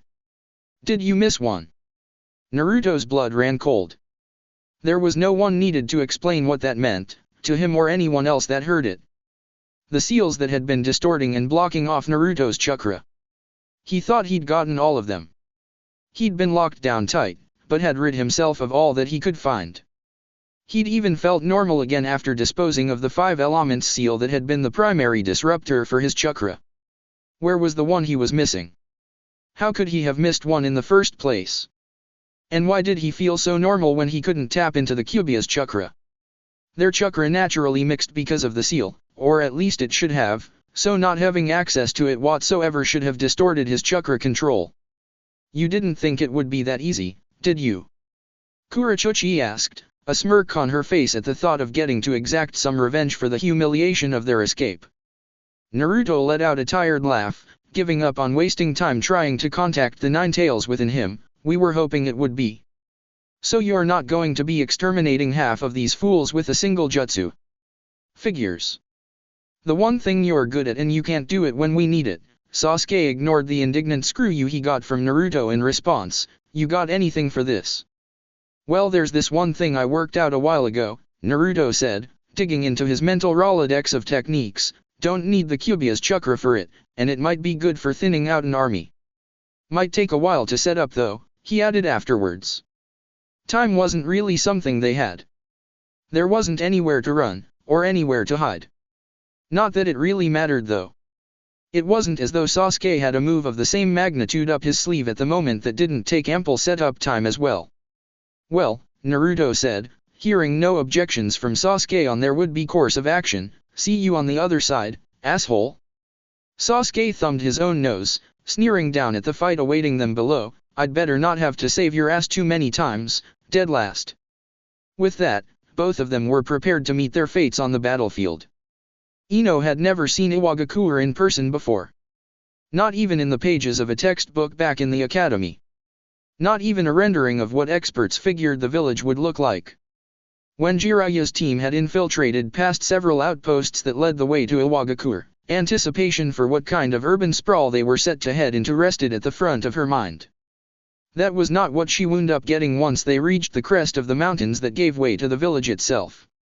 I don't understand, Ino said, standing on a cliffside, gazing at what was supposed to be Iwagakure. All she saw was nothing but plain, flat, rocky ground. What happened? Where's the village? She had followed along as the squad split off, prepared for running reconnaissance by taking over an owl or some other sort of animal good for nighttime missions. Instead, they found nothing to wage an elaborate scouting task for. Once again, she was paired with Kakashi, who seemed just as befuddled as her, only much quieter about it. As he looked around, he was able to catch sight of the multiple man-made waterfalls dropping down from the cliffs surrounding Iwa and noticed something intriguing. They were falling into crevices on the ground at the very edge of the plains. This made plenty of sense to Kakashi. The waterfalls were the main water supply for Iwa, and the system for it ran underground. This was common knowledge. If the entire water system was underground, what else could they have prepared down there? Every building was made of rock, raised straight from the mountains that the village was built in between. Iwa was a village that specialized in earth release techniques. How unlikely was it that Iwa's civilian evacuation plan simply consisted of shifting the entire village to a prepared location underground? Konoha had never managed to reach Iwagakure during the wars that had been fought between the two powers. How Iwa responded to direct attacks on the village was a mystery to him. It made sense to him. They had the manpower and the elemental specialization to manage such a feat.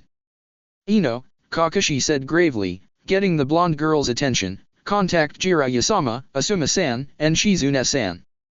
I need them to know that I think the village has been shifted underground. Ino remembered Jiraiya's instructions to her, to follow orders when they were given, but she still had to ask, what? But why?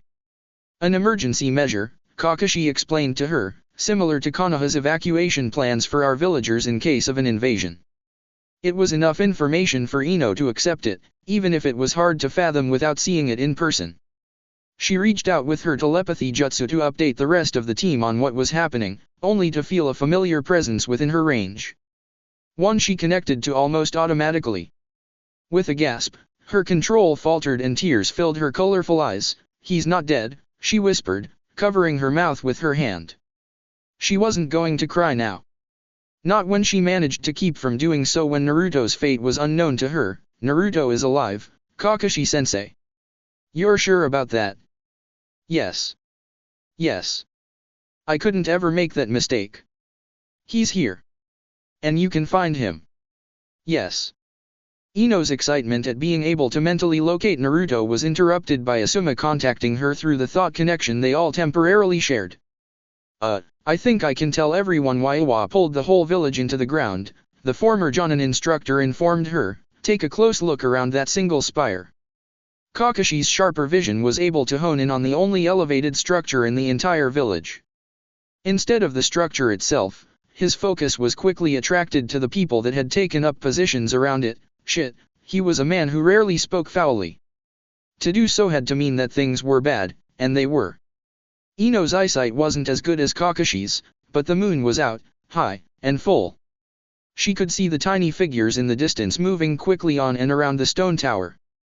That was dangerously close to the distance she could sense Naruto from, and she was astute enough to put two and two together. Jiraiya's orders were quick. It wasn't about infiltrating and gathering information. What they needed to know was out there. The location of who they needed to find was quite obvious. Now it was time to get them out in one piece, get them out of there. I've got a feeling that they didn't just lower the rest of the village so Naruto and Sasuke wouldn't wreck anything during this fight. I think they did it so that someone else wouldn't.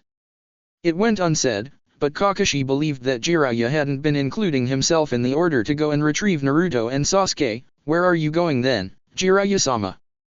To try and head off the guy that would, Jiraiya finished cryptically, I haven't heard of the old bastard who runs this place stretching his legs in a while. And I know for a fact he has a thing for smacking down kids he thinks are upstarts. Kakashi's single visible eye went wide at what he figured Jiraiya to be implying. You're not telling me you're going to dash. No. It won't come to that, Jiraiya said resolutely, cutting Kakashi off before he could finish. If everyone else got the notion for what he was about to say, he would have had to hear it from all of them, not just him, not if what we've figured is spot on. If it is, I can salvage something out of this. Don't worry. I still need to kick the brat's head in for going and getting himself captured. Even with the man's assurance, neither Kakashi nor Ino felt comfortable hearing Jiraiya out that way. The tone that came across the telepathic connection was Jiraiya's usual confident manner that would let others believe that he knew what he was getting himself into. But if Kakashi was right, there was a chance that even someone like Jiraiya couldn't stand up to what he was about to face. Either way, he was an adult and the leader of the mission. He had given them their parameters, and it wasn't as though Kakashi and Ino were against it. They were to get Naruto and Sasuke the hell out of Dodge.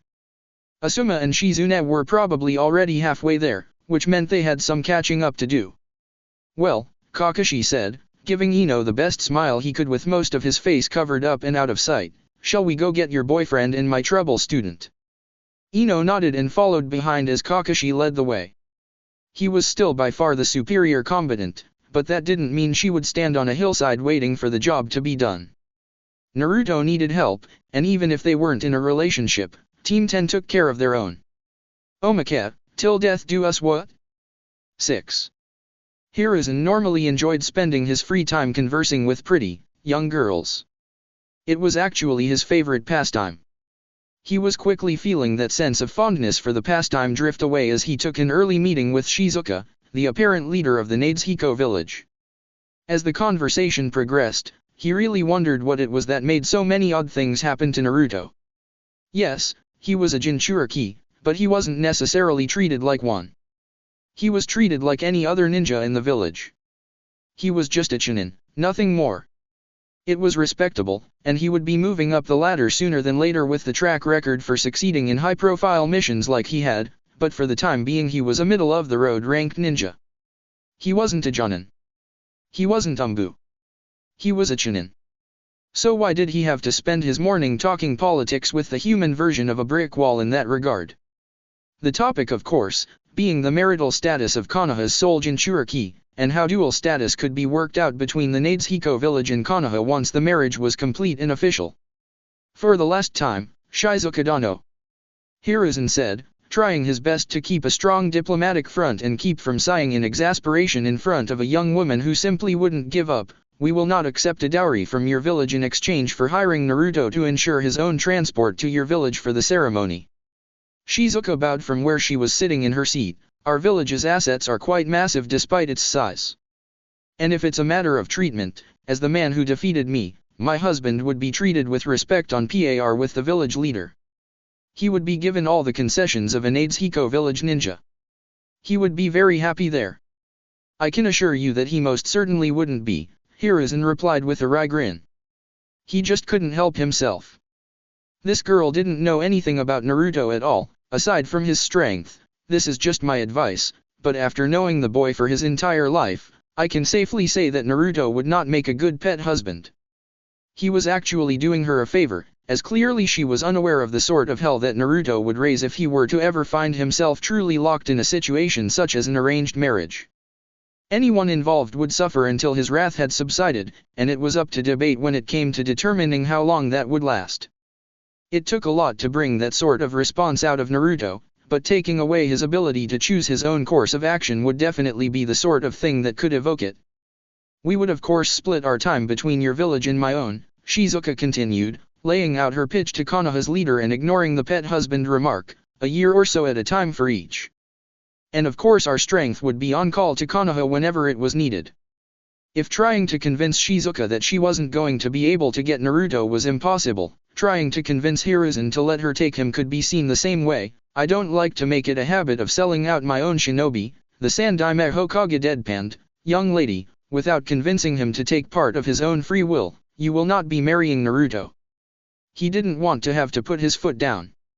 Hiruzen was a very indulging person. This was a fallacy of his that many were well aware of, himself included. But this was a matter that there was no flexibility on. Perhaps if Naruto were a willing party in the marriage suggestion, he would be willing to make certain conditions to allow it to happen. He was not willing to do the same for a one-sided desire to see it happen. A knock came at the doors of the Hokage's office before the discussion could continue any further. Welcome to any sort of distraction at this point in time, Hiruzen spoke up to be heard from behind the great doors, enter. They opened with ease and Shizuka turned her head enough to regard the entry. A moment of shock showed on her face when she saw Tsunade begin to make her way inside. She was now sitting before two of the most legendary figures to come out of Konohagakure. Oh, I'm sorry sensei, Tsunade said upon realizing that the office had more than one person inside, I didn't know you had a meeting scheduled for this morning. Don't worry, it's informal, Hiruzen assured his sole female student with a wave of his hand, it's also going absolutely nowhere, he thought to himself, but said nothing on that matter, you're more than welcome to sit in, Tsunade. Tsunade greeted her former teacher with a smile before regarding the dark-haired young woman sitting in front of his desk, Nadeshiko village. She thought to herself, noting her headband, so what is this about, if you don't mind my asking? Shizuka stood up and bowed formally to Tsunade. She was speaking to one of the most influential women in the ninja world. It was best to make a great first impression, Tsunade-sama, I've come to the Hokage to discuss marrying one of his shinobi. I thought you could only marry someone if they win against you in a fight. But he did, Shizuka assured her, eyes glazing over as she remembered the power she'd felt from the man she felt to be her betrothed the day she accepted his strength, I can't match him. Not in battle. He's the only man I've ever fought that could defeat me. Really now? Tsunade asked, her eyebrows lifting in intrigue. As far as she was aware, Nadeshiko village had a very specific culture that required their kunoichi to only consider men capable of defeating them in battle as marriage partners. Who is it?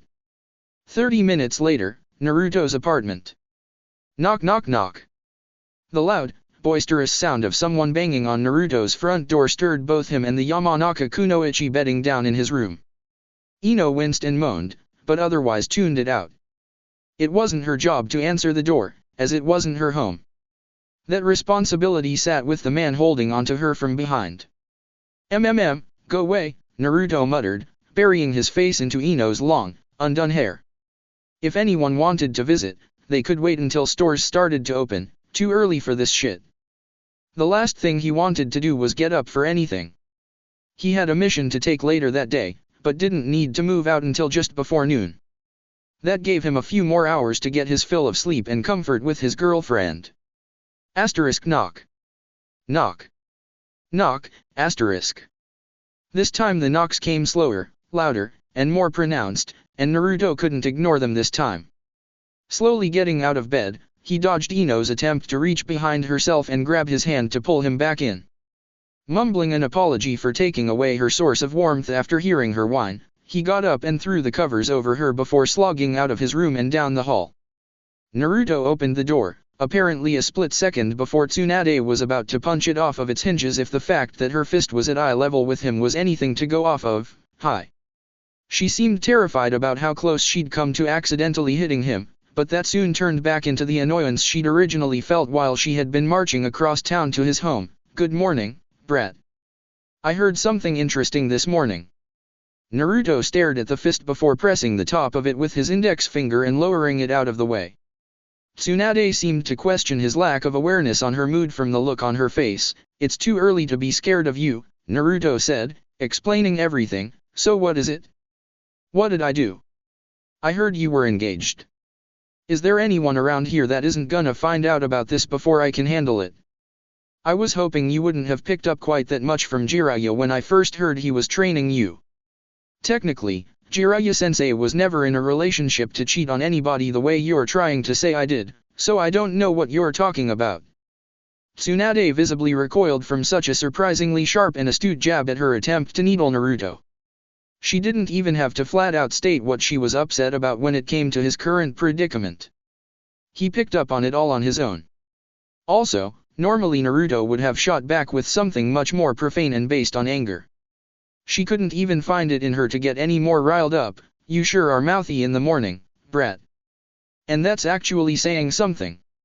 It's fucking 7-something, Naruto declared, plopping down in a seat at his kitchen table. Let me catch you before you usually wake up and see how far you throw me across the village after I do. She was going to say that if this was how quick his mind was after he had just woken up, he should think about looking into drug-induced narcolepsy for performance enhancement. Interacting with him was actually calming her down, seeing how cool drowsy Naruto was taking it all. Taking a deep calming breath and counting to 10 let her ease the rest of the way down. Tsunade took a seat at the opposite side of the table. So you're really engaged to this girl?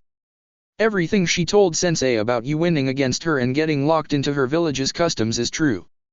Naruto stared blearily at her before dropping his head on the table, his hands fisted in his own hair. She talked to the old man about it? Really? You were being obstinate about the whole thing, so she took it to your boss. That's what I would guess the motivation was, Tsunade told him. Come to think of it, she probably needed to head back and apologize to Hiruzen for throwing the doors to his office off the hinges and through the opposite wall when she decided to head out and find Naruto over the marriage thing. Also, she probably needed to pay for a D-rank mission to have those things fixed. She would get to that once the request offices opened. The sun had barely come up and already Tsunade felt like having a drink. I don't even get how all of this even happened. Naruto's sleepiness subsided for a moment as a realization struck him. Wait. I met Shizuka at the capital, he pointed out before turning the tables on Tsunade with his own confused outrage. Why didn't you know about this already? You were working there with me when this started. You're just now finding out about this. Tsunade pursed her lips in thought, trying to think of a time when something like this would have come up. It seemed awfully important for it to never be brought to her attention, but then again she had normally been extremely busy while she had been under contract as a medic for the fire daimyo. Come to think of it, she did remember Shizune sometimes muttering as she tended to the paperwork about some strumpet thinking that she had a right to Naruto. Tsunade had just assumed that she had always been referring to that noble girl Nao who seemed to have an eye for both Naruto and Shikamaru whenever it had come up. She hadn't known that there had been another one. Do you want help? Tsunade asked. You're technically my cousin. I can't just sit here trying to scold you, then leave you dangling in the wind. Naruto appreciated the sentiment. Tsunade was normally hard on him, but that was to try and wring out as much of Jiraiya's negative influence as she could, of which there was much. I'd love some help. Do you have an idea that doesn't end with a war or me getting shipped out to that Nadeshiko village place? Because mine is kinda simple. Simple didn't mean bad. Tsunade gestured with her hand, motioning for Naruto to continue. If advisor was what he wanted her to play, advisor was what she would allow herself to be. I never actually finished the fight I had with her. She just saw me do Cuba stuff and realized she couldn't really beat me. I've gotta find somebody willing to kick her ass so they have a better claim than me, Naruto said with a wide grin, punching into his palm as he did so. That'd get her off my back, or at complicated enough to get me out of it, right? Tsunade leaned her chin onto her palms as she planted her elbows on the table. You'd get some other poor sucker stuck in your situation. Because that was what it sounded like to her. It wasn't the sort of solution she'd have expected from Naruto. Naruto frowned and shook his head, squinting his eyes in consideration. I wouldn't sneak it on M or anything. I'd tell them everything first. He would never trap someone in a situation that could compromise their free will if they didn't want to be involved. Still, slim as the chances of finding a willing participant happened to be, Tsunade could see the merits of passing the buck. There has to be someone that would do it, she admitted, remembering what she'd seen of Shizuka in the Hokage's office. She's definitely not bad looking. And from what she said, whoever she winds up marrying would be treated like nobility in her village. You sure you're not interested? Naruto scoffed and turned away. As if he would ever be satisfied with sleeping his way to the top. I'll earn my respect by being a badass ninja, thank you. Not because of who I'm supposed to be banging. Speaking of which. Tsunade trailed off, gesturing with her eyes and her head in the direction of Naruto's room. Down the hall and through the door she could see the lump underneath the covers in his bed, presumably Ino. Naruto went wide-eyed at the prospect of any kind of sex conversation with Tsunade. I'm not talking about this with you. Not then, not ever. Doctor or not, he didn't care. You brought it up first, Tsunade listlessly pointed out before deciding to find her fun in the form of embarrassing Naruto as much as possible. So? You're aware of how to use protection, right? That better not have been the one thing that old goat Jiraiya skipped out on telling you about. We haven't done anything like that yet, Naruto said, wishing he could sink down through his chair to the floor. This could not be happening today. Tsunade nodded in apparent approval with his answer. Good, because I'm pretty sure that as things are, that could be considered adultery. It took a second for it to sink in with Naruto, helped along by the very self-satisfied smirk on Tsunade's lips. Eventually, he pulled himself up from his slouch and gave her the most piercing stare he could muster that early in the morning. Are you proud of that joke? You feel good about yourself right now. That's it for part 39. Thank you for watching and see you on the next video.